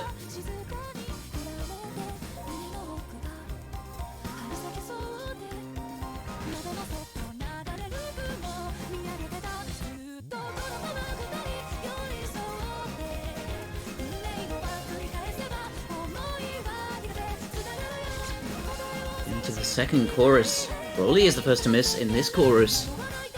Combo is gone, and now Shirahama and Mami can take the lead Japan have and run away with it. Maybe a misfire from Romania on this, but again, we've seen the storyline of this match. 2 or 3 FCs on the Romanian side holding strong to the end. I also want to take a moment to point out Camo's accuracy. I'm going to do that in the break because Yeah, thank you for there's not no mentioning opportunity for a his curse. But yeah, still 99.9. He has been the MVP on double time maps so far. Both Badu and himself have been trading MVP throughout this match, but it looks like they're both going to be in that situation now. Varvalion finds another break, which I think is late enough into the map that it should be okay for Japan. The score is Now going to it's get getting pretty late close. enough. A-Blue With misses as A-Blue well. missing as well, that's not looking good, but it's still going to go in their favor.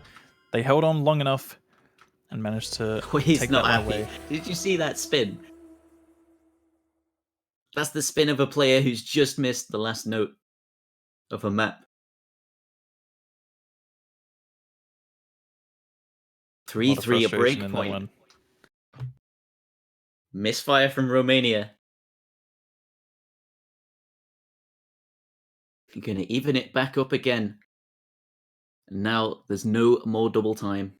1 pick left for both teams. They're going to get it. The only eventualities here are a 5-3 or a 4-4 tiebreaker, and we will be seeing Score to Triss be played. Japan have options. They've got Dynasty, they've got Mephisto. Variable for Ultra players. I must admit, I think Always Mephisto might be a really, really good option for them for the moment. That or maybe Dynasty. For Ultra players is also up for grabs. But I think right now the picks are pretty clear on both sides.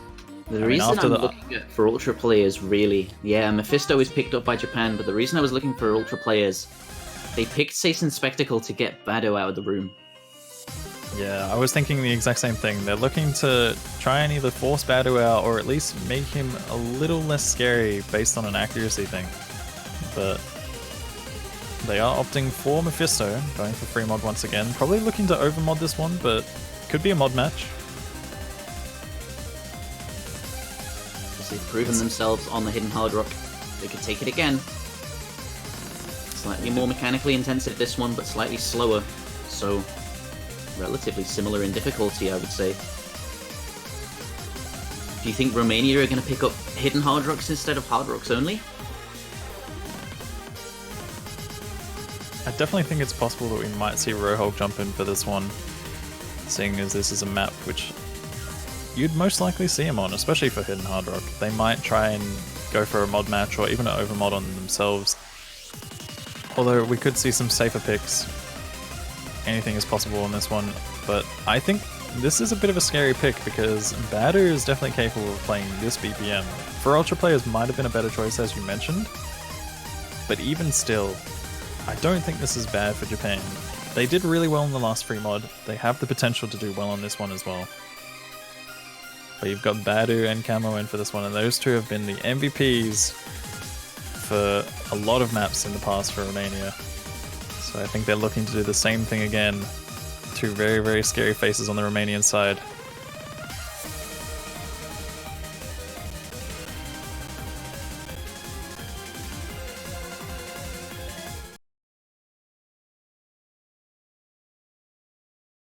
Of course, we're dead even. We're in a best-of-3 shootout. Show your support for your team. Who do you want to win this? Let us know. We're seeing, interestingly, 3 Hard Rocks without no fail. So if they drop at the end, they fail a map, their score's not going to count. Yeah, the lack of no fail is definitely a scary thing. I mean, the fact that you can now basically cause your team the victory if you happen to drop all of your HP at the end. That's going to be a big difference maker if it does happen to happen. Concon drops an early miss. Already from Japan.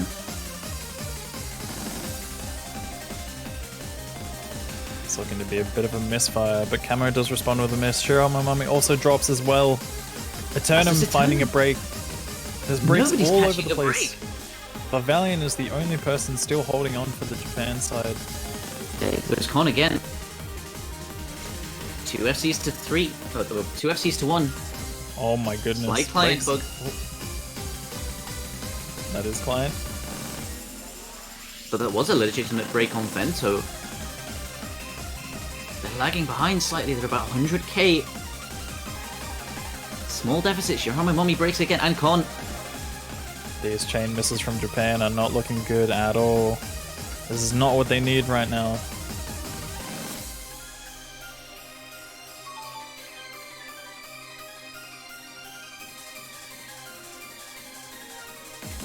There's lots of uncharacteristic misses.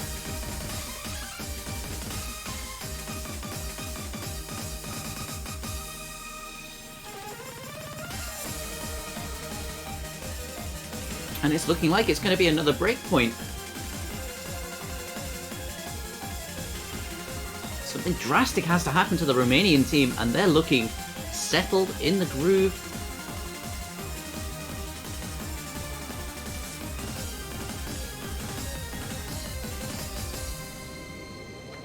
Yeah, I mean, despite Vivalion's full combo with Hard Rock, Badu, and Afterwind managing to carry the Romanian side through that one, taking away Japan's pick, which puts them in a very sticky situation. Indeed, they now have to break point. The Romanian pick, whatever it ends up being, have they saved something for the end?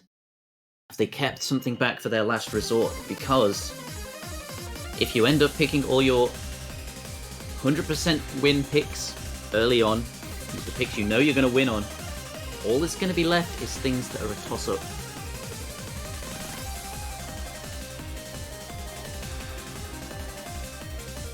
And we see Jinshin always, for Ultra players, variable and Dynasty to pick from. Not many maps left, but definitely a lot of options for Romania. You gotta wonder whether or not for Ultra players... Yeah, you gotta wonder whether or not for Ultra players would have been a better alternative for Japan, but maybe it's just a map that they weren't keen on. After doing well on free mod, I think Mephisto was something that was in their eyes. They really wanted to try it out again and see if they could do well. I mean, a few uncharacteristic misses happened, and I would say probably in practice they would have done a lot better.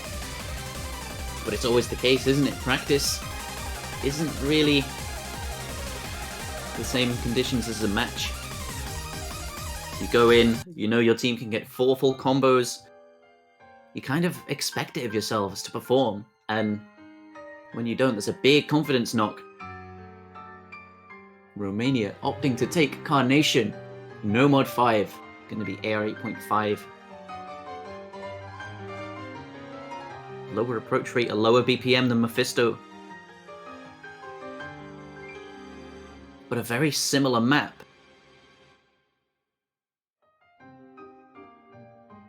We're going to be seeing streams. We're going to be seeing slower streams at 1/3. Direction changes, sometimes on offbeats. You need a lot of reading, a lot of control.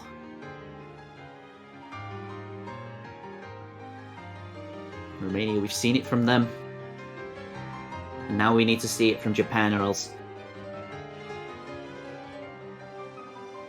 going to be a 5-3. And it's going to end up in Japan, in the lower bracket.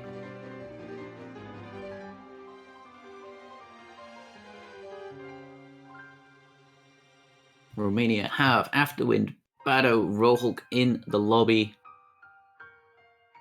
Dallas, Vento, Dectopia, and Varvalion are in for Japan, ready and waiting. Camo joins. Been a big MVP for his team. And for what could be potentially the last map of the match, we may see a tiebreaker though. Japan have to pull something out on Romania's pick. We know they can. We've seen breakpoints before. They've been trading picks back and forth all match, yeah. Let's get into it. 160 BPM. Completely comfortable for all of these players. OD8. Accuracy is not a major issue, but it will come into play. The changes in rhythm, changes in speed.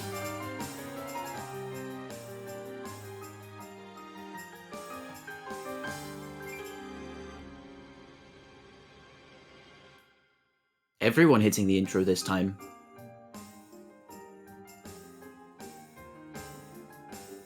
Once again, this map is pretty much just another situation of calm before the storm.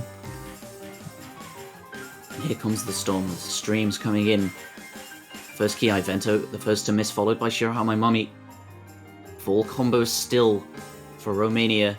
Vento misses again, but that won't matter too much. He's already dropped his FC. Not a massive combo reset. And in again to the streams. Everyone hitting the first set. The jumps, not catching anyone. Vento misses again on the stream. Can he keep it together till the end of the map now? He needs to gather himself back up. Focus in on these streams again. Still, 4 full combos. Could this have been their pick that they held out? That they saved for their last resort? The surefire, we're not going to tiebreaker. Into a 1/3 section. The streams. The speed slows down, the spacing increases, but the speed you have to move over the streams stays relatively consistent. Vento caught out again! Cannot keep his combo going! Everyone else hits that section. The speed up, the accuracies, Dectopia and Varvalion both drop, and there's no FCs for Japan. Their only hope, Shiroha My Mommy, their captain. But is it really a hope? Is the lead too far? It's 1,000,000 points. Rohulk, the first miss on Romania comes out in the last 100 combo of the map, and that will be the only miss for them. That was their hidden bullet. That was their surefire, we'll take this point. That was pretty much their hidden gem. I mean, they pulled that out of nowhere. The fact that 3 of them managed to full combo it once again, we saw a similar performance from how they were performing at the beginning of the match. Rohulk only happened to miss right at the end, and Japan just had no chance on that at all. But nonetheless, a very, very solid performance from them. 5-3. And 2 teams in the middle seed. I mean, it could have gone either way. These 2 teams were trading picks back and forth. They are both very, very strong teams, as we've seen. And it's not over for Japan either. They may be in the losers bracket, but they're definitely capable of doing some things later on. We could definitely see them make a comeback to run for top 8, as they did last year. Strong team, strong players. But as Romania do win that one, they are going to be facing off against Poland. Now this is going to be a rivalry match in round of 16. This is going to be partially Poland's revenge for group stage, you know?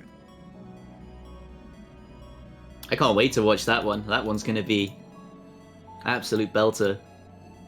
Crazy match. And then you've also got Japan versus Spain in the losers bracket, so another interesting match ahead. But yeah, couple of crazy matches to start off the day. We've got a couple of good ones still to come. very good one to come right now, in fact. Sweden facing off against France, and we're going to be handing off. We're going to be handing off to our commentators that are coming to relieve us of our posts. Hello, Bay. Hello, Beastrol. Welcome in, guys. Hey, guys. What do you think of what a those great matches? match. I actually did. I had Japan down as favourite for that, and I didn't even realise that they were lower seeded after qualifiers. I just assumed the Japanese team were going to be higher, but Romania really took it to them. Yeah, it was a pretty close match from the match I saw. I came in pretty late, but oh my goodness. And what about the Taiwan-Denmark match? Were we watching that one? I don't think I was watching that one. I was sleeping through it. Yeah, that one went a bit more like to schedule, I guess. It was close to the start, though. It did Denmark start off close. Really gave him a run. Well, Yeah, anyway. tough first opponent for Denmark, considering they had such a good performance in groups last year, and then having a really tough opponent as Taiwan in the first round. So I expect Denmark will have quite a good go at the losers bracket. Sweden versus France. It's going now, so we'll leave you to it. All right. Best of luck with the sounds good, matches, dude. guys. Thank You got a couple of good matches ahead of you, so take it easy and good luck. Thanks for the commentary, guys. Absolute pleasure. Always a joy. Have a good one, Dids. All right. They are Hey, gone. what's poppin', dude? Yeah, it's going well. We've seen a couple of good action matches so far, and we're going to kick it off now with Sweden versus France, the closest match on paper. Qualifying seeds 16 versus 17.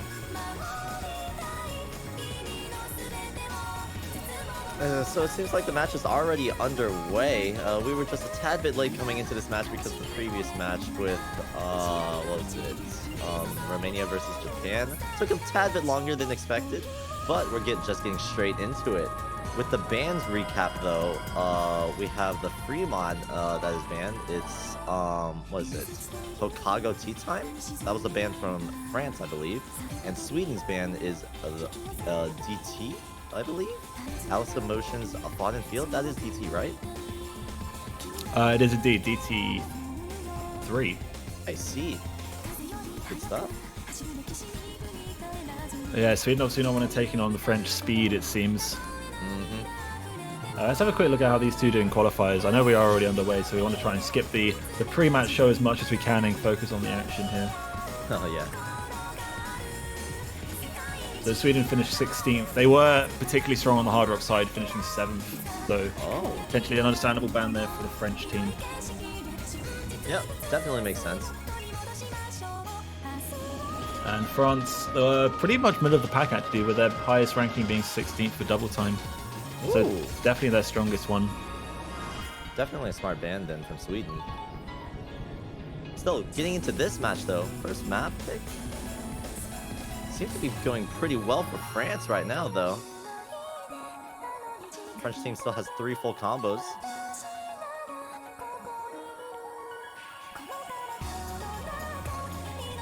Yeah, France over the last 2 years have not made it out of group, so no group stage gives them a chance to actually have a run at this OWC bracket. Oh yeah, it's been a pretty tough ride for them. But hopefully this year, 2019 OWC, we'll finally see some changes. Say that though, Musty with a break. It's pretty late into the map. I don't think it's going to change too much, but still. Right now, France is looking pretty good on this first map. Yeah, 4.3 million is no joke for a double time score. I've seen the break from Musty, but high combos from Nero, FCs from Poon, and Logic System will get themselves a first point in this match. All right, there you go. Yeah, France coming in at C17 is quite a surprising one. The French roster is very strong despite historical performances. They actually, I would say, underperformed during qualifiers. I think Poon was sick as well, and he's a pretty key member for the French roster. I'd agree. I would heavily agree. I mean, I think a big factor with their previous performances was just the seeding, because the seeding that they were placed against other teams, the teams they were up against were insanely tough, and I'd say I would argue misseeded from the start. Is it tactics though? Yeah. All right. Let's see then. Oh, they're rolling for the meta girl. This is Fiery's thing, man. Leave it to him. Hard Rock 2 then instantly picked up then Right. for Sweden. Yes, sir. The previous map pick was from France, when they won their own pick. Very cool. But now it's Sweden's time to get their foot in the door, and they're starting things off with Hard Rock. Dynasty being a map that has really small circle size, CS 6.5, pretty unconventional if, when you're playing Hard Rock, but it is pretty tough if you're not used to it. So I'm sure most of these players have glanced at the pool at the very least. Oh, I would. They know what they're getting firmly into. expect so, right? I don't think many players come into OWC sight reading. Oh I'm yeah. sure there are some. I'm sure there are. Yeah, we've seen people perform pretty well on this overall. The CS 6.5 on this kind of map isn't too aimy to the point where it's uncomfortable. It usually comes down to nerves shaking off notes. Oh yeah. I know in this map particular, there's a lot of streams, which if you're shaking on a map like this, it can really mess you up.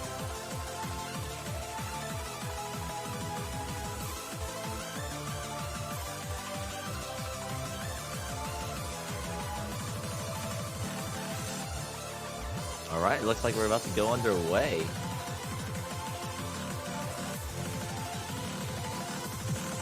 Something interesting to note, though, on the roster changes compared to last year, France actually has a team captain change. This time, the Poon giving it up for Musty.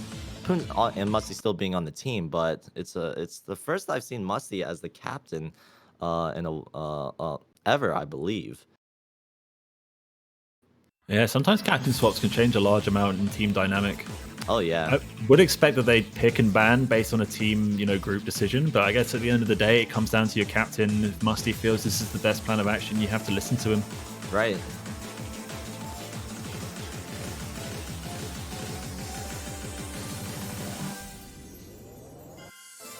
Yeah, it'd be interesting to see how the French perform on this. They didn't do too well on the Hard Rock qualifiers, but as we said, underperforming. I wouldn't say they have a bad Hard Rock lineup at all. I mean, right now it seems pretty even across the board on both Sweden and France. France having a slight advantage in terms of accuracy, but Fayers with the break, that's not good for France. Will slowly shift the lead over to Sweden. Yeah, not the longest map either. Yeah, this is one of the shorter maps in the map pool, so Musty with the break as well.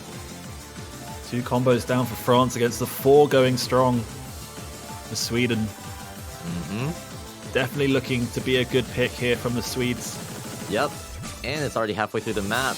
Time is slowly running out, but we do see a break from Sonics now. Just on the stream.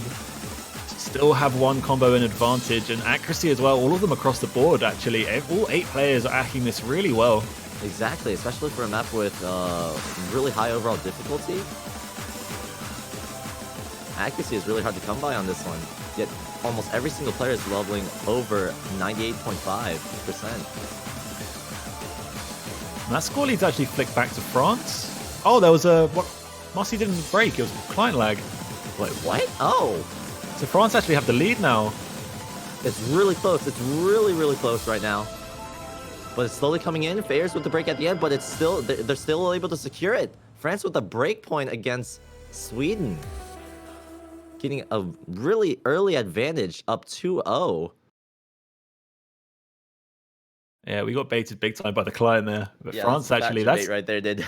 that's 2 really impressive team scores. 3.9 million and 3.8 million on this isn't anything to laugh at. Oh yeah. But France will steal it. First break point to them. That's a really good start for this match. Really good start. Yeah, I can't even speak for the French mentality if they went down in the first round again in a World Cup. It would not be pretty.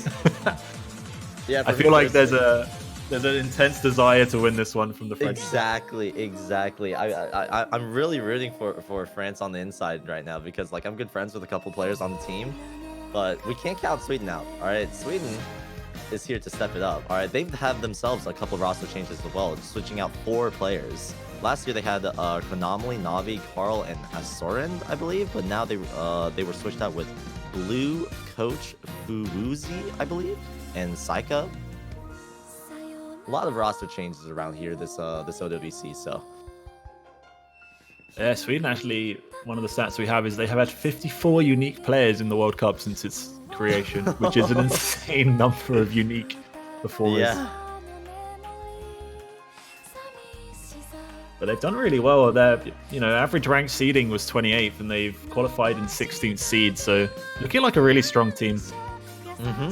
Definitely don't expect them to get clean swept here by France.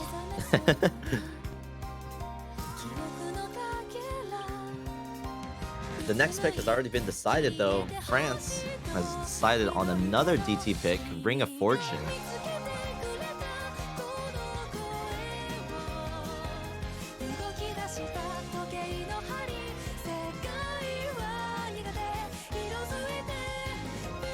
If I do recall correctly, this map is pretty standard for DT. Alright, it's a pretty comfy map overall. The standard jumps you would see in most DT maps that you find.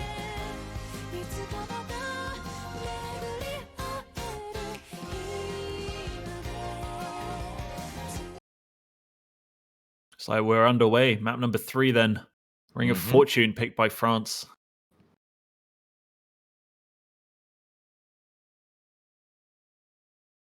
All right. Now France is going into this right now with a really good lead right now. The first breakpoint on the first pick from Sweden. So if they can secure another point right here, that would be huge. They'll just be running away with this match. But right now, this is Sweden's time to shine. They need to bring this back. Of course, they still have a lot of room left, but still. This double time pick, more of a consistency, features your kind of typical double time burst patterns and overall aim. Oh yeah. Definitely up the French street. Double time probably their strongest mod of the 4. If I'm including no mod in that.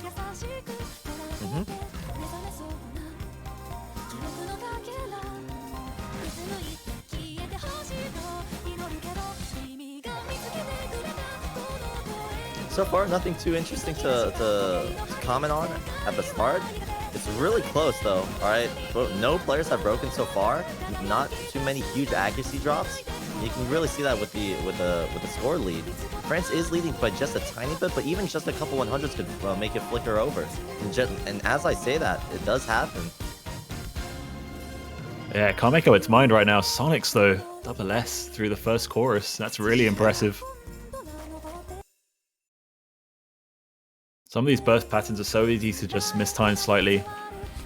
But everyone actually doing really well. There's many 99% on the screen right now. Oh yeah, but France, assuming that wasn't a client issue, logic system with a break, that's going to give a really good advantage over to Sweden. Just what they needed. And that was during the slow section as well. Slow section and halfway mark. Pretty much the worst time to miss there for logic system. Definitely a big advantage now for Sweden. That score gap is increasing rapidly.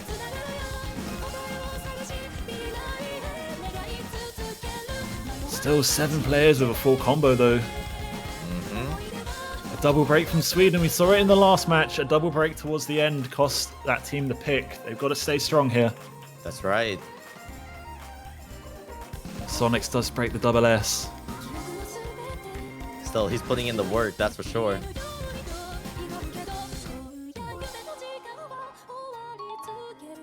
And they're holding into the final quarter. They know that they're ahead. Yep, they saw the leaderboard. They see what's going on. Sweden knows that all they have to do is just hold on to their combos and they got this in the bag.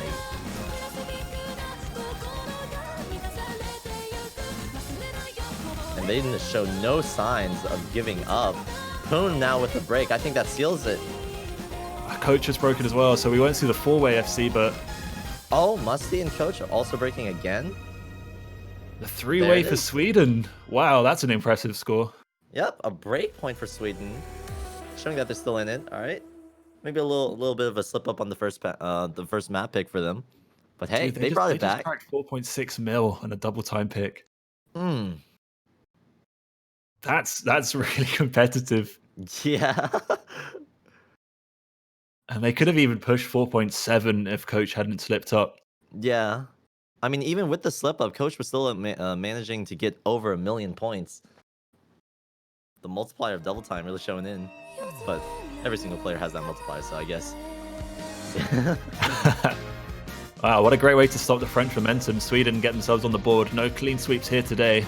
Oh yeah, just like you said. I didn't expect them to take it on DT1 though. I thought they'd come through with like another pick later on. Yeah, I agree. I mean, on the inside, like you would think, France has the advantage over here. Not only is it their pick, but it's DT as well, which France has shown that they were really strong on in previous maps, in the tournament as well. So a really, really solid win for Sweden over here, winning on a DT pick against France. Now they get a pick again. Where do they go now? They use up their Hard Rock. They do have both free mods available, which they can use Hard Rock as mods for that. Mm-hmm. And they go with Carnation. Interesting. Probably the least popular map so far of the round of 32 will be Sweden's next pick. I'd agree with it, honestly.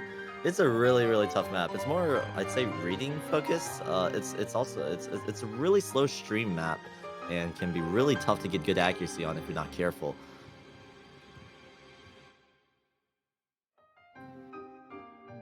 Yeah, we've seen a lot of varied performances on this. I can believe it.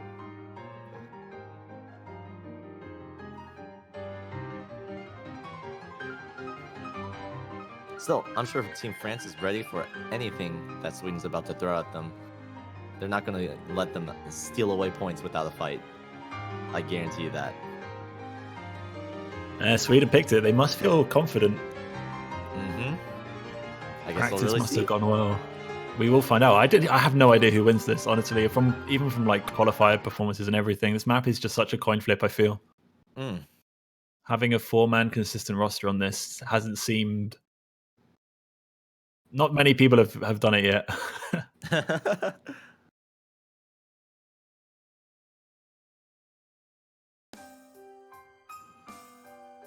All right, now we're getting into it.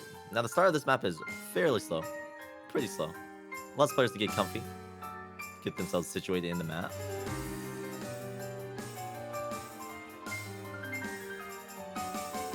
Seven SSs and Fuzi. Yep. Rip.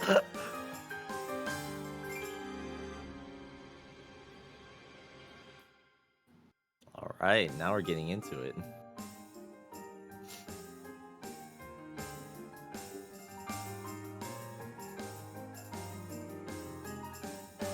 Yeah, this map really builds up.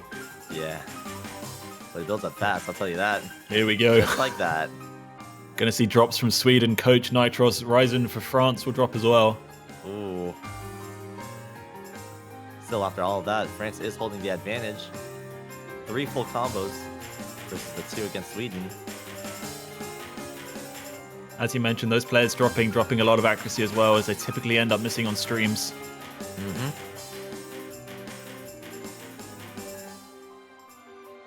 I'd also argue that it's a pretty dense map for the approach rate,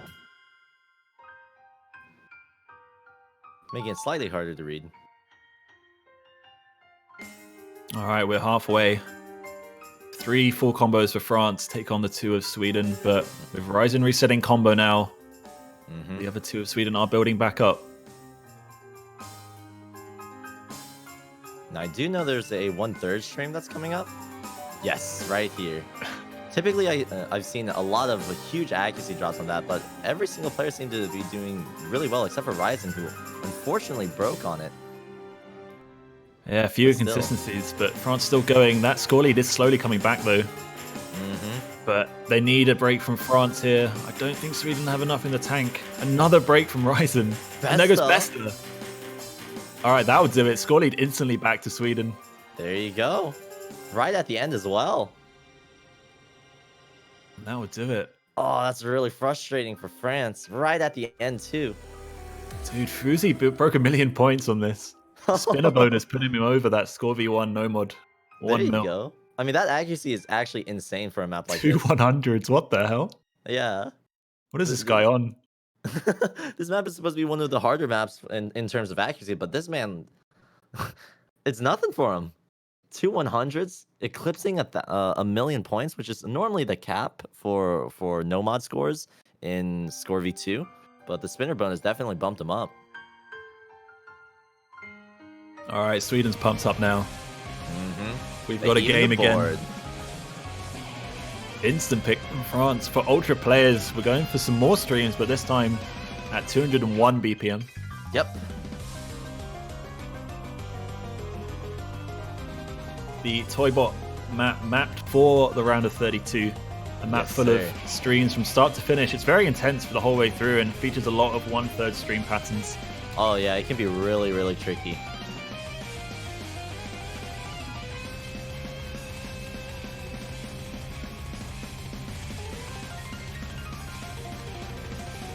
I feel like this map fits really well in this map pool, not only in terms of intensity, but just overall experience of the spectator experience. This is a banger of a song, I'll tell you that. It is. It's a real showcase. It's really good stuff. Yes, sir. And it really did fill a slot in early round tournament map pools where stream maps aren't intense enough. They'll have like a stream section. You're like, this is a stream map. This is it. But this is just like, you know what? From start to finish, your fingers will be going left and right all the way through the map. That's right, that's right. There are a couple slow sections in the map, but for the most part, the difficulty is pretty consistent throughout it. Whether it's space streams or the 1/3 streams, that can be pretty tricky to play. It always has some sort of challenge for the player.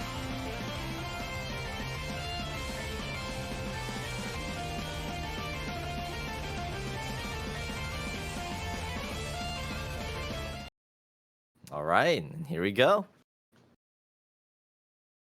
This is France's pick. A very fast pick, if I'd say. Oh, looks like we had a full start. Oh, Oh no, we're in. We're underway. wait a second. Client issues. It's trying, man. It's doing its best. It's doing its best. Ah, yes. All right, everyone's syncing up now, and there we go. We're off. Yep, any misses you just saw were due to the client catching up, but I think that one from Fusey that was an actual miss. Yeah, Fuzi. Very early, long, not even a long map actually, only 2 minutes long. I doubt it will matter. I expect there will be more misses throughout this, but Oh yeah, 100%.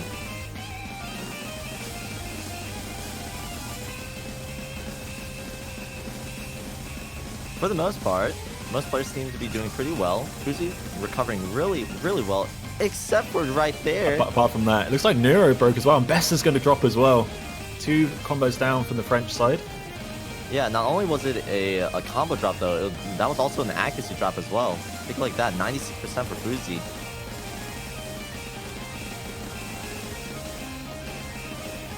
Even Poon's down at 97. Reed Cat's at 93, 94 Musty now. and Sonics are performing right now though, both at a 99, over 99.5%. Yeah, the 3 But combos Musty are doing breaks it. it. And Sonic's broke as well, so it counters the miss of Musty. Did Bester just miss at the beginning of that? I think so, unless that was a client issue. Straight after the break, it's like Best is going to drop, so now Recat and Coach take on the Poon. And there goes the Poon! We just see, that was 3 breaks on Team France. Wow, France just completely reset there. Coach Yeah. will drop, so Recat the only full combo on the board now. Yeah, and Recat is just performing out of his mind right now. Despite the 94% ag, it's a combo game.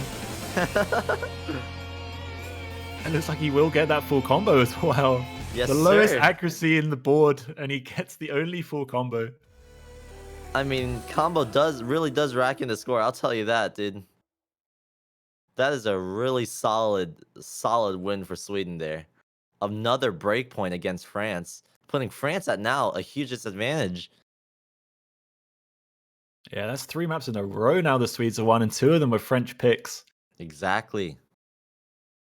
That 850,000 point FC from Recat. You gotta love it. You gotta respect it.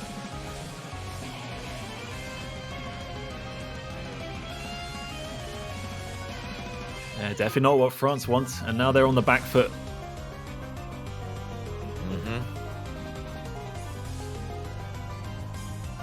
And we're starting to get to the point where the maps that are left in the map pool aren't exactly like a favorable situation for either team, you really start to wonder which maps are like the best picks for your team at this point.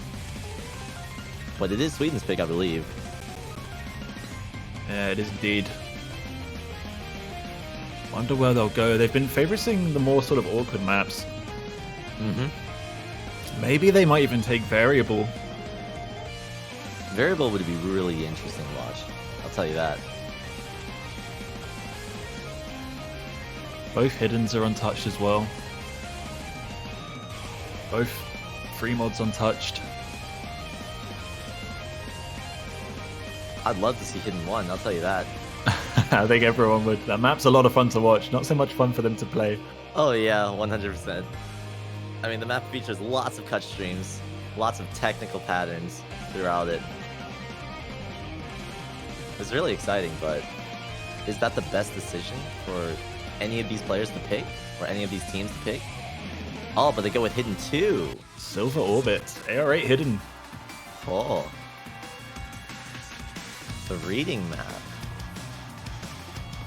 Yeah, we just watched Bordeaux do an insane performance on this in the Romania match. Oh, I wonder if any of these players can reproduce it. Yeah, this is one of those maps that where it requires quite a bit of practice to really get it in. Because there's a couple patterns that are pretty not friendly to sight read.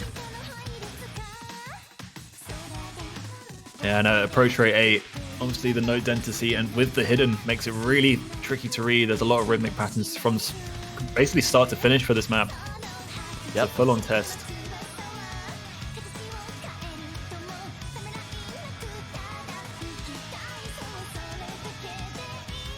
I don't think the French have a bad AR8 lineup though.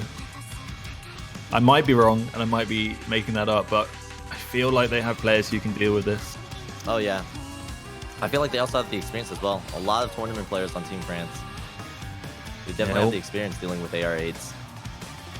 They've been relying on their core roster of Musty and Poon so far for every map. They've had a lot of Nero as well. Musty and Poon been playing Osu for a very, very long time. Lots of, as you mentioned, tournament experience between the two of them is probably almost as much as the rest of the lobby combined. Definitely. All right, the sync up. And we should start momentarily. Yep, Sweden win this, they get themselves on match point. Yes, sir. But if France wins this, they'll finally even up the board again.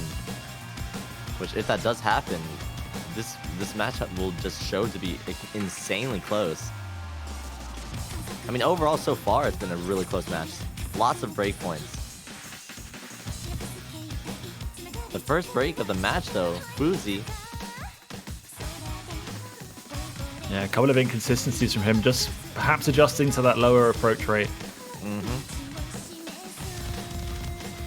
Everyone else, though, off to a good start.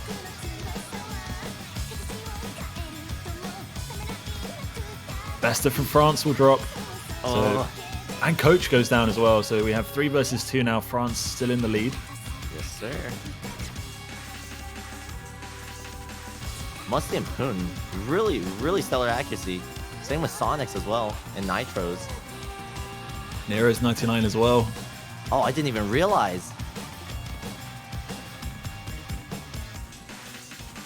But this is going to come down to misses more than accuracy. If you hit the notes, you're likely to hit them well. Oh, It's just those awkward aim reading patterns you got to snap to.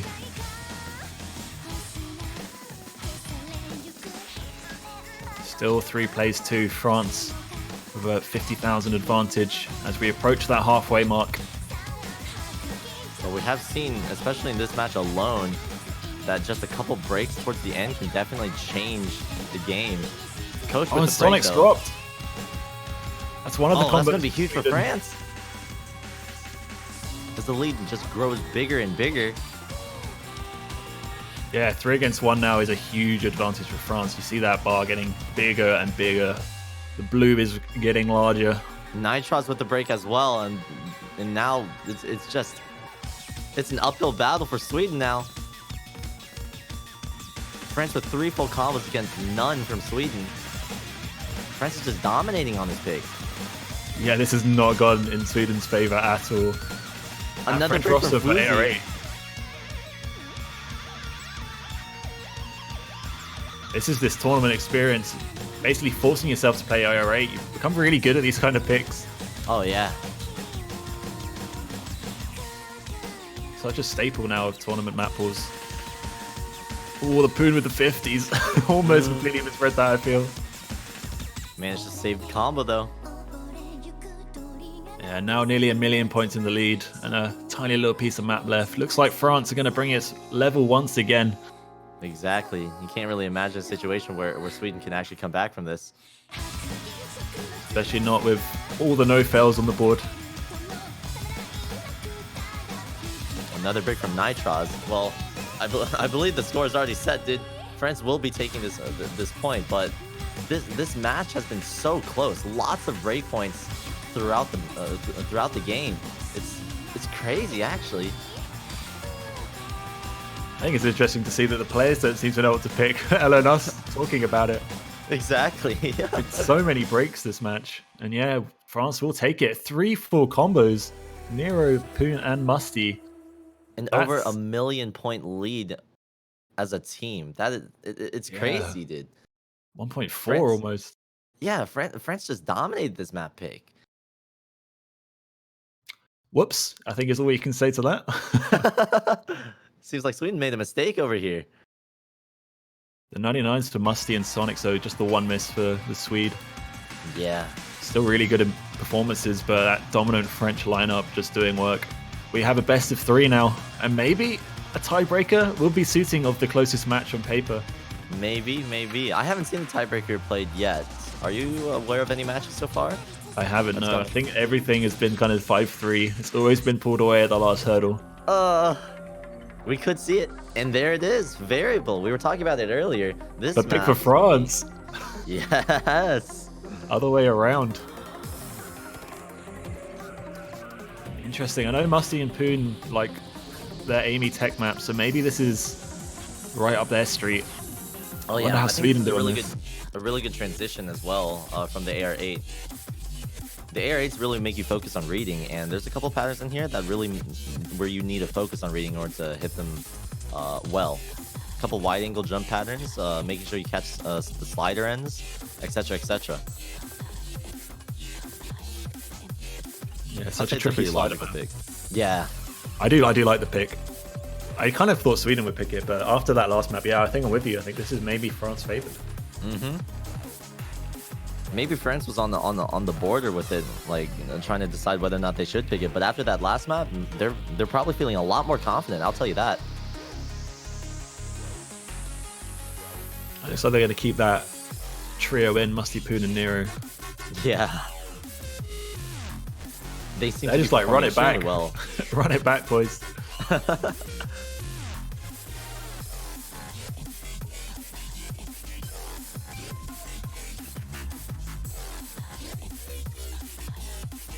Gonna see Psycho come back in for Sweden.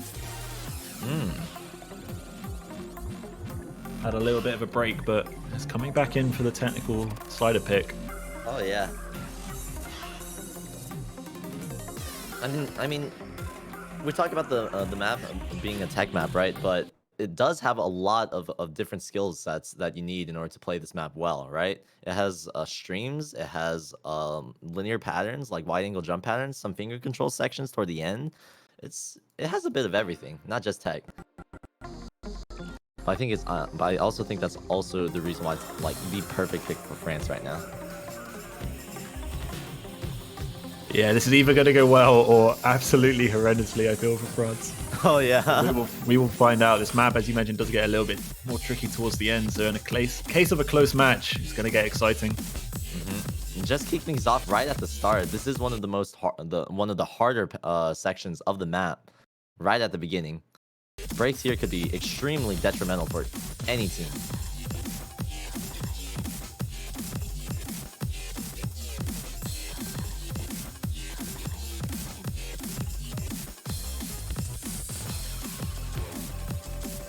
And every single player seems to hit it. But Musty on the wide angle jumps, that's not good.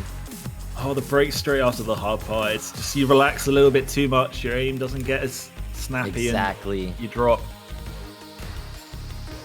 Early break for France then. But Sweden still going strong with 4. Sonics as well once again on a double S.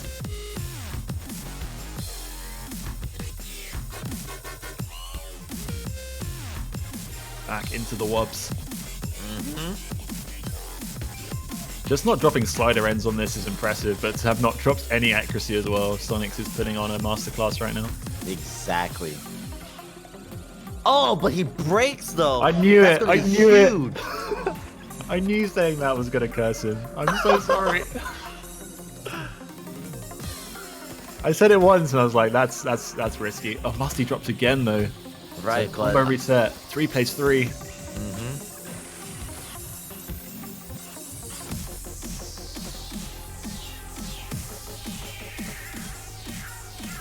Oh yeah, it's like I had a very early miss. Yeah, very early.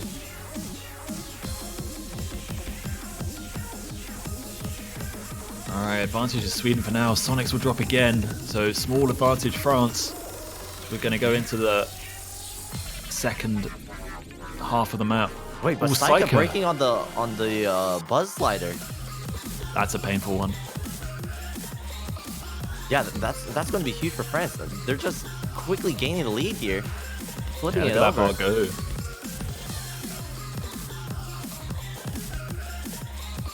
Score lead has packed its bag. It's off to France.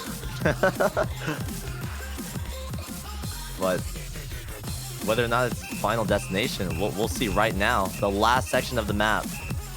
Finger control, lots of doubles. Couple burst patterns. Psychic drops, Nero drops. That's a full combo for France. They need another though, Sweden. They need Poon or Ryzen to drop. 200,000 points, the difference. As we're into the final part. And they hold on. Just the ending France with sliders a solid to go. lead now. Psycho drops. Blue and Recat need to hold here. Poon and Ryzen need to drop. Otherwise, this will be match point to France. But they're showing no signs of weakness here. Very clean ending for all players. And France secures it on their own pick. They are now at match point 4-3 versus Sweden. That was a roller coaster. The score is really going back and forth on that one. It's been such a back and forth match in general. Overall. France now with 2 points in a row.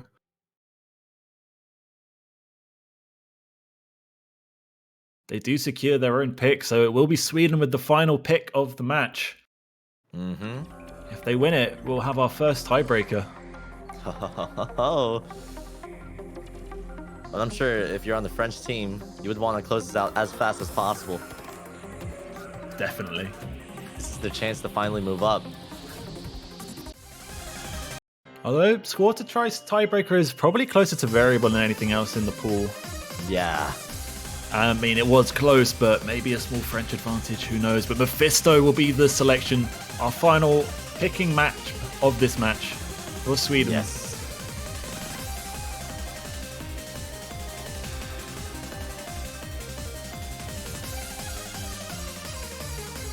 I expect we'll see maybe even 2 hard rocks here for Sweden. Obviously, with the new free mod ruling, at least one player on each team has to run hidden only. Oh, only one player from each team? At least one. Oh, I see. Oh, that's really interesting. So you could have 3 hiddens and 1 hard rock. You can have 1 hidden and 3 hard rocks. I see. You just have to have 1 player with hidden and 1 player with hard rock, and then the other mods are completely free. Oh, okay. Okay. That makes a lot of sense.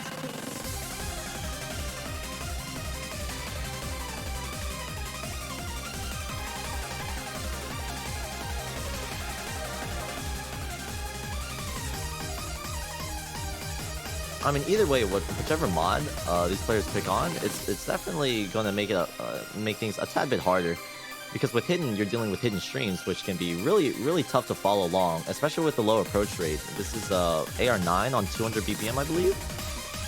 so the node density is definitely going to make things really pretty hard for hidden players. As for Hard Rock, now you're dealing with space streams, which at that point, like unless you have really good aim, it could be really tough for you as well. Yeah, you're getting a little bit ahead of yourself. This is only 170. It's only 170. Are you It serious? sounds a lot faster, but it's only 170. It sounds intense though. I'll tell you that. It does. It does. This map would be fun on 200 BPM though, that's for sure. Oh yeah. All right, what do we got? 2 Hard Rocks on Poon and Ryzen, hidden for Musty on the French side, while FC UK on Hard Rock and Coach and Nitros taking hidden. So 2 hidden players for Sweden. We'll give that mod advantage over to the French side as the Hard Rock weighting is a little bit more than the hidden. Yep. Gives you a slightly bigger advantage in the score multiplier, but it's not without a cost. Makes things a lot harder to hit. Circles are smaller. Accuracy is much harder to get down. It's a trade-off. FC UK breaks. Ooh. Another break from Coach as well. Poon had a break as well earlier on, and Nero with a break as well. Lots of breaks coming into this map, right at the start as well. Yeah, so only 2 full combos for each side. Fruzy and Nitros for Sweden taking on Musty and Ryzen for France. The French side, they have the lead right now, and if it ends up this way, that's game over. That could be it. Ryzen with the break though. That's a full combo for France. That's a Sweden advantage. Yeah, it's slowly shifting over to Sweden. Oh, but we do see a Fruzy break drops from as well. Fruzy. Nitros versus Musty. Hidden versus hidden. France does have the advantage going into this half. Yeah, Poon has the second biggest combo. The biggest non-full combo. It's a lot of combo. Combos. Nitros though, and Musty, the star players right now. All eyes are on them. If either of those players break, that could be huge. Yeah, France just has the combo and all the players back on consistent form. We're into the final section. Coast and FC UK drop, which is probably going to do it for France. Yep, And it will there's no be. time left. That seals it. French France? victory in OWC 2019. It's happened. France wins the last map pick. Another breakpoint from Sweden, and they will take it. Winning against Sweden 5-3. We were just robbed of the tiebreaker. Once again, You hate to see it. France will get a victory and progress past a round of 32 in OWC for the first time in 3 years. Insane. And there you have it. GG, well played. The captain swap to Musty obviously doing work. The sole reason why France have won this match. Perhaps. I kid. Yeah, strong team performance, but also from Sweden, our losers. Down but not out. They will drop down to that losers bracket, and we will be seeing them again next week as well.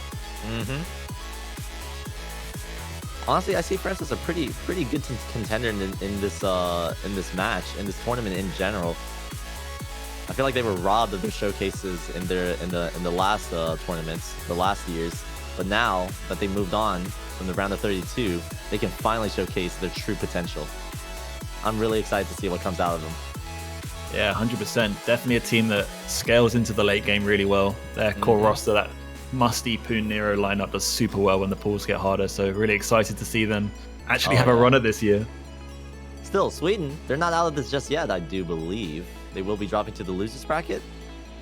Yeah, and they'll be facing up against Turkey, Cool. that 32nd seed qualifying team. Okay. However, France maybe not so happy with the victory. They do now have to play the United States. Oh!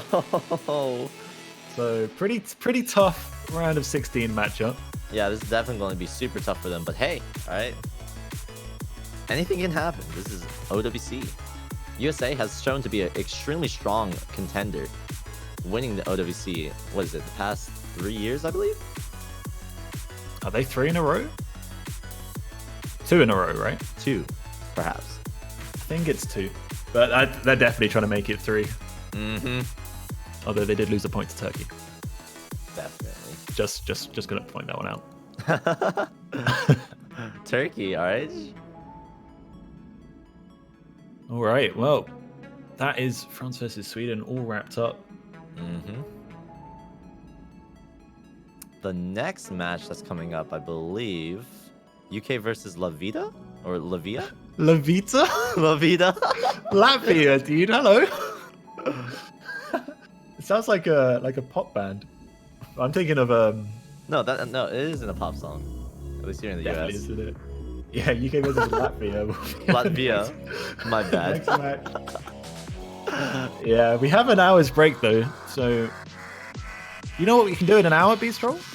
What's up? Support your favorite team by buying a banner through the OS store. Oh yes, that's right. If you guys head to the Osu store, you can actually purchase yourself a supporter banner for a team in the OWC, and all proceeds do go towards the prize pool for this tournament. So if you guys are interested in supporting the tournament and making the prize pool even bigger, feel free to purchase one of the supporter banners in the shop, the Osu shop. And they're only $2.50. So instead of having a coffee on Monday morning, buy a banner. It's as simple as that. All right, guys. Ed, it's been a pleasure, my dude. Yes, sir. Bae, thank you so much for commentating with me today, dude. And we hope to see you guys in an hour for our next match. Until then, 100%. bye-bye. See you, dude.